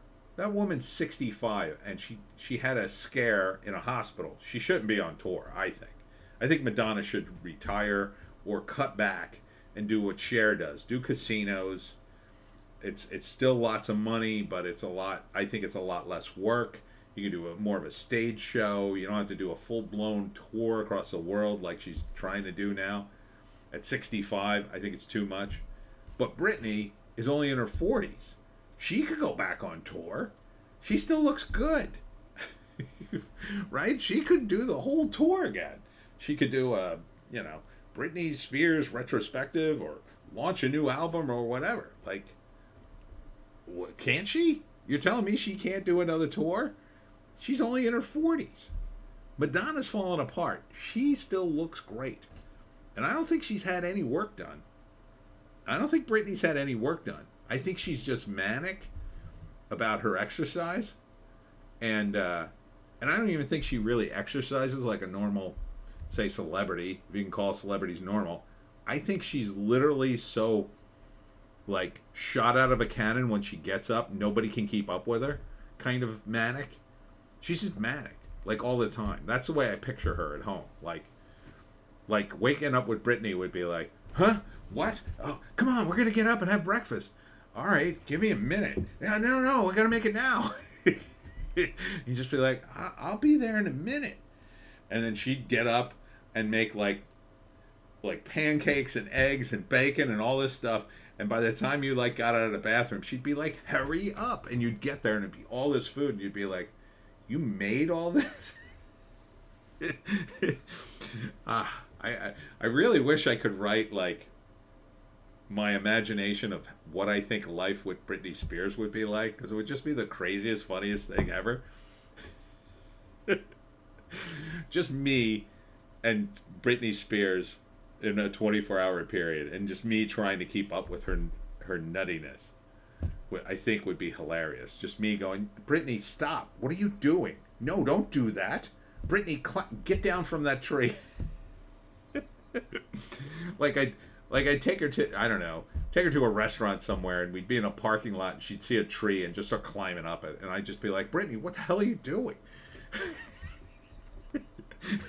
And she'd just be like, I need to climb this tree. No, we're going to sushi. Stop. I don't know. I make myself laugh sometimes. Anyhow, is there anything else? How Oppenheimer ignited the explosion of 70 millimeter. I think you could, yeah, I guess. I don't know. I hope guys will still shoot on film, but you gotta have talented guys like Christopher Nolan. Even the movies I don't like of Christopher Nolan, they're still pretty good. I mean, he's a craftsman. You give 70 millimeter to these woke tards, they just waste a bunch of money. Oh, look at this. How some film schools are getting more woke, and why professors find it kind of wonderful. Can you imagine? And look at the still they put. Aunt Jemima. As if that happened last week. Like, this is why they put that still up, right? It's just like, oh, well, yeah, thank God they're getting woke, because this is normal Hollywood. This is what Hollywood would be without being woke. It would be Aunt Jemima all day long. People are nuts. But that is Hollywood. All right. So I'm going to wrap it here. And but I think we learned a lot about what I think about living with Britney Spears would be like. And Storebang, I want to read that script, your relationship with Britney Spears. I think it would be a hit. I really do. Who could I get the star in it? Like, I could write it in such a way that it's not really Britney Spears, but it kind of obviously is, right? It would have to be a hot blonde chick with like manic energy. You could probably do Jennifer Lawrence. I think would be good for the role, or someone like that, someone built like that, super hot and just crazy. And then the lead, if it wasn't me, I would love it for it to be me. I think I could do it, but I'm too old. So you'd have to get who could you get? Oh boy, it would have to be somebody relatively straight-laced, somebody who's kind of low-key. What's the name? Frodo. The hell's his name? I can't think of his name. And I had to look it up. Lord of the Rings. Not that one. Elijah Wood. Elijah Wood as the guy. Storebang, fine, I'll do it. JC, Aunt Jemima was a successful businesswoman, started her own company. That logo is how she chose to represent herself. Not liking it is racist. Yeah, I that was a whole weird thing when they started canceling all the logos. Uncle Ben, Aunt Jemima, the Land O'Lakes Indian, which, you know, that, like, the Land O'Lakes Indian was just neutral, in my view. Uncle Ben's, same deal as Aunt Jemima. It was just like, you know. And I forget, I want to say it was one of the YouTubers, I think, started his own spaghetti sauce, and he's black. Was it? Wasn't Zuby. It was, I can't think of the guy's name. Not Patriot J. I don't see him that often in my feed, and I don't really watch his videos, but he started a spaghetti sauce and put himself on it, and the stores were flagging him for his picture, which is weird. The whole thing is weird. But that's woke, right? I mean, they're woke. They're completely broken. I mean, look at them now. They're so exposed with this Hamas-Palestine thing. Storebang. Eric July? Was Eric July made his own spaghetti sauce? Was that him? And put himself on it? I didn't realize that was him. Huh. I was thinking of somebody else, but it might have been him. That's funny. Yeah, so with the woke tards, they've exposed themselves with this whole Hamas thing. There was a woman at CAA, big agent, said something stupid online, and she had to resign. She didn't resign from CAA, I don't think, but she resigned from some board. There's some famous, mildly famous Broadway producer got caught like 2 days ago ripping down the posters of the kidnapped Israelis that are in hostile territory, stuck in Gaza. I mean, jeez. They're really exposing themselves. JC, useful idiots are eating each other. It's great. It really is.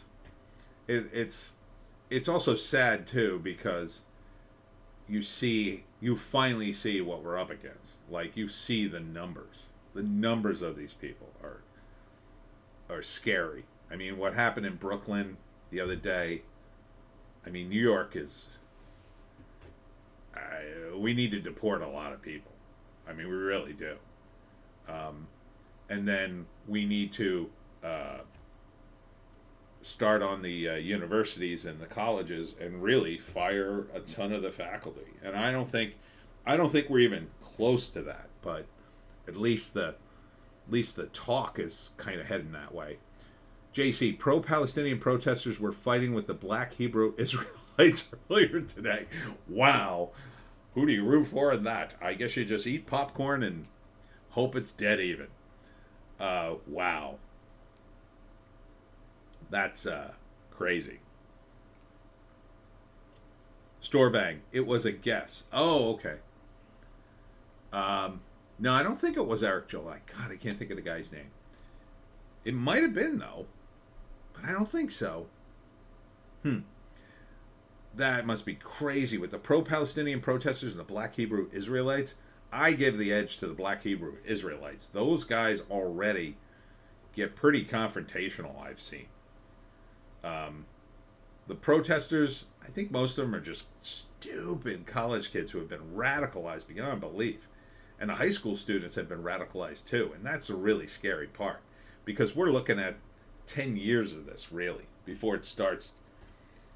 Before we start to get back to the point where it's like, okay, we're done with this, right? It's going to start. It's on its way out now. Like, this is peak commie, I think. But we have to start. I mean, it started with, like, these big donors saying no more to U of Penn and Columbia and a few others, they're finally realizing, oh, we can't donate to these commie factories. Harvard, a few others. So now they're finally starting to cut the money. That's going to hopefully initiate the colleges to start cutting back. But it's not enough. Like, they have to really know what to do.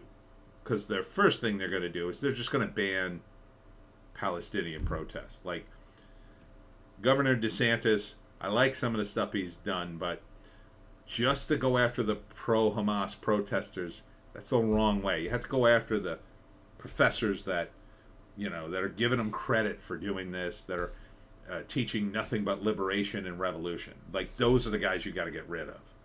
Forget about, like, the college students. Some of them are already lost, but most of them will, like, realize, oh, you mean I can't get a job protesting all the time? JC, I mean, you teach these kids that ethno-states are bad and worst thing in the world is colonization, and then they try to get them behind Israel. LOL. It's like these woketards don't know where. I mean, it's literally like the Ryan Long, the comedian, just had a comedy sketch about this, about a actor who doesn't know who to support more.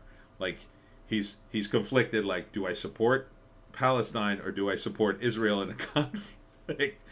Because that's where some of these people are. They're so far left. Their instincts tells them that they have to support Palestine because they're oppressed and yada yada yada, and because they're a bunch of commies.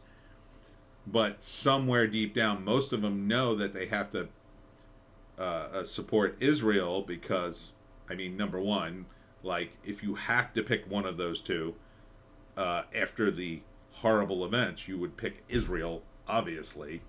But, give it a few weeks or months, these people will still be in the streets screaming about Israel, because Israel's capital is rapidly being eaten up by the news coming out of there, which is inevitable, right? They're just going to kill a bunch of people. Some of them will be Hamas, but enough civilians will die that you're just going to be like, oh, can we stop doing this? And the Israelis, when enough international pressure is put upon them, they will stop. But by that time, it'll, and again, this has happened before. This happened, I think 18 years ago was the last time they had some sort of major incursion. But I remember in the 70s, they were talking about this stuff all the time. It was always a thing. And, but it wasn't here. Like, we saw it on the news, but we didn't, it was like, oh, that sucks. Oh, well, back to watching TV. But now it's like here. Now we have, like, high school students threatening each other over this. College students screaming in the streets when they should be, I don't know, doing something useful, going to class. But again, their classes are go out in the street and protest, so it doesn't make any sense. Maybe I should have done the podcast on nothing but education. But I think the only solution now is, unless you have a college that resisted all this wokeness, JEC, it's going to be a brutal battle. A bunch of out-of-shape Israeli reservists in door-to-door urban combat, not going well for anyone. Yeah, but I don't know. They have, like, such a huge advantage over the, in terms of the technology, right?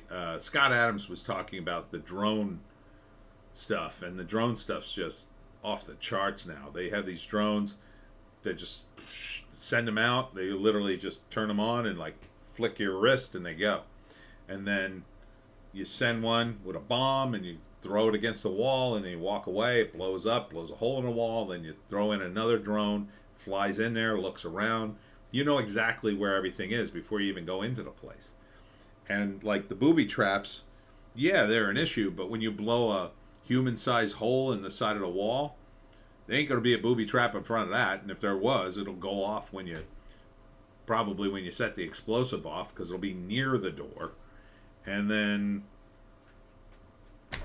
I guess they more booby traps inside, but again, you could send the drones all the way throughout, and you could keep repeating that process through every door you go through. It just takes forever and takes a lot of explosives, and then when you're done, the whole building's gutted.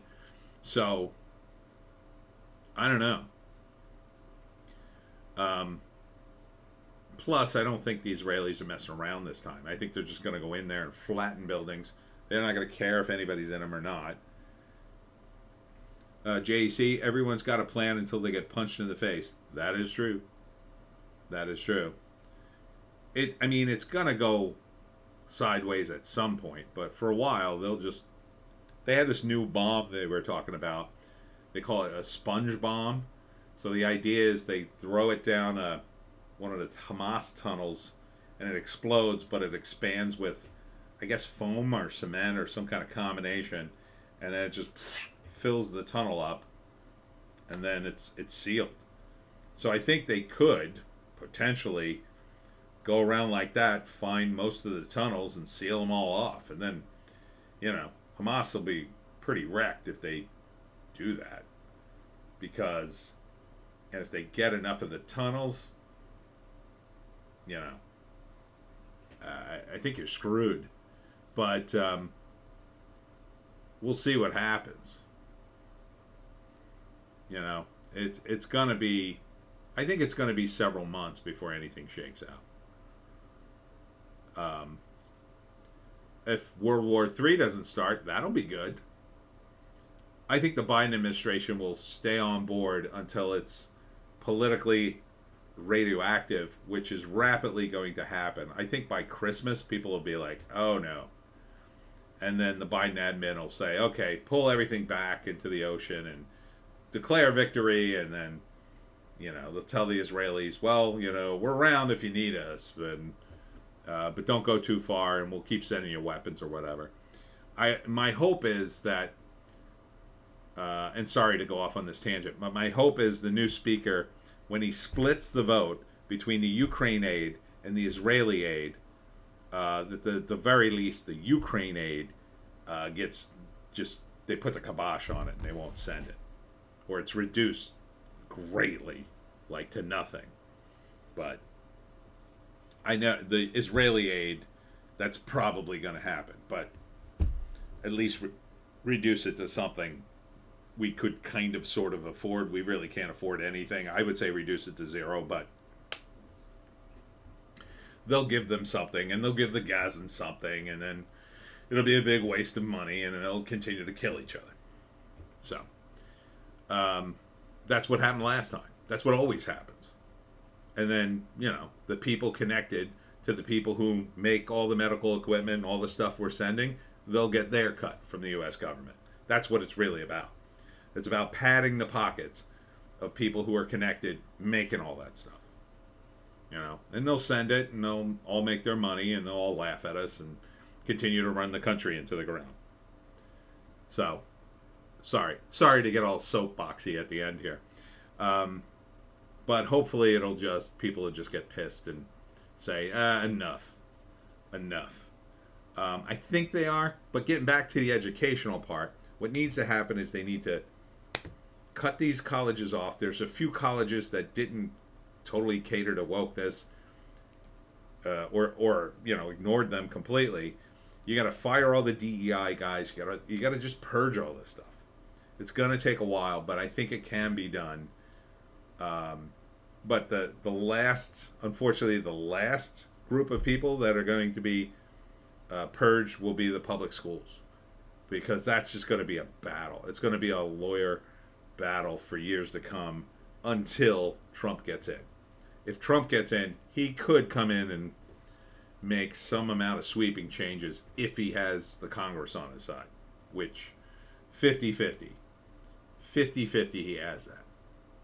Fingers crossed we get both houses back, which is a long shot at this time, but there's a good chance we'll get the Senate and maybe keep the House. I don't know. It's too early to call it, but it's kind of nerve-wracking. Anyhow, before I say something that YouTube will flag me for, I'm going to wrap it here because it's 11 o'clock. Sorry for the late thing, but it's been a crazy week. Next week, nothing going on. So we'll be back at 7. Unless I got something going on. I might. But not right now.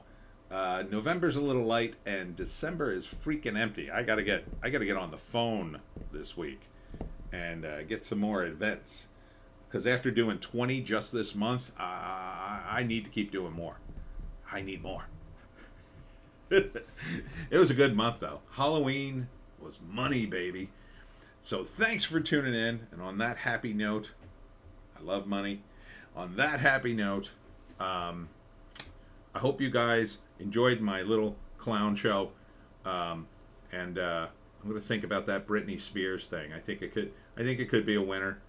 I think the box office is the box office. I don't know what's going to happen in the movies. I kind of think one of the major theater chains is just going to collapse, but we'll see. But in the meantime, thank you for tuning in, and we'll see you in the next one.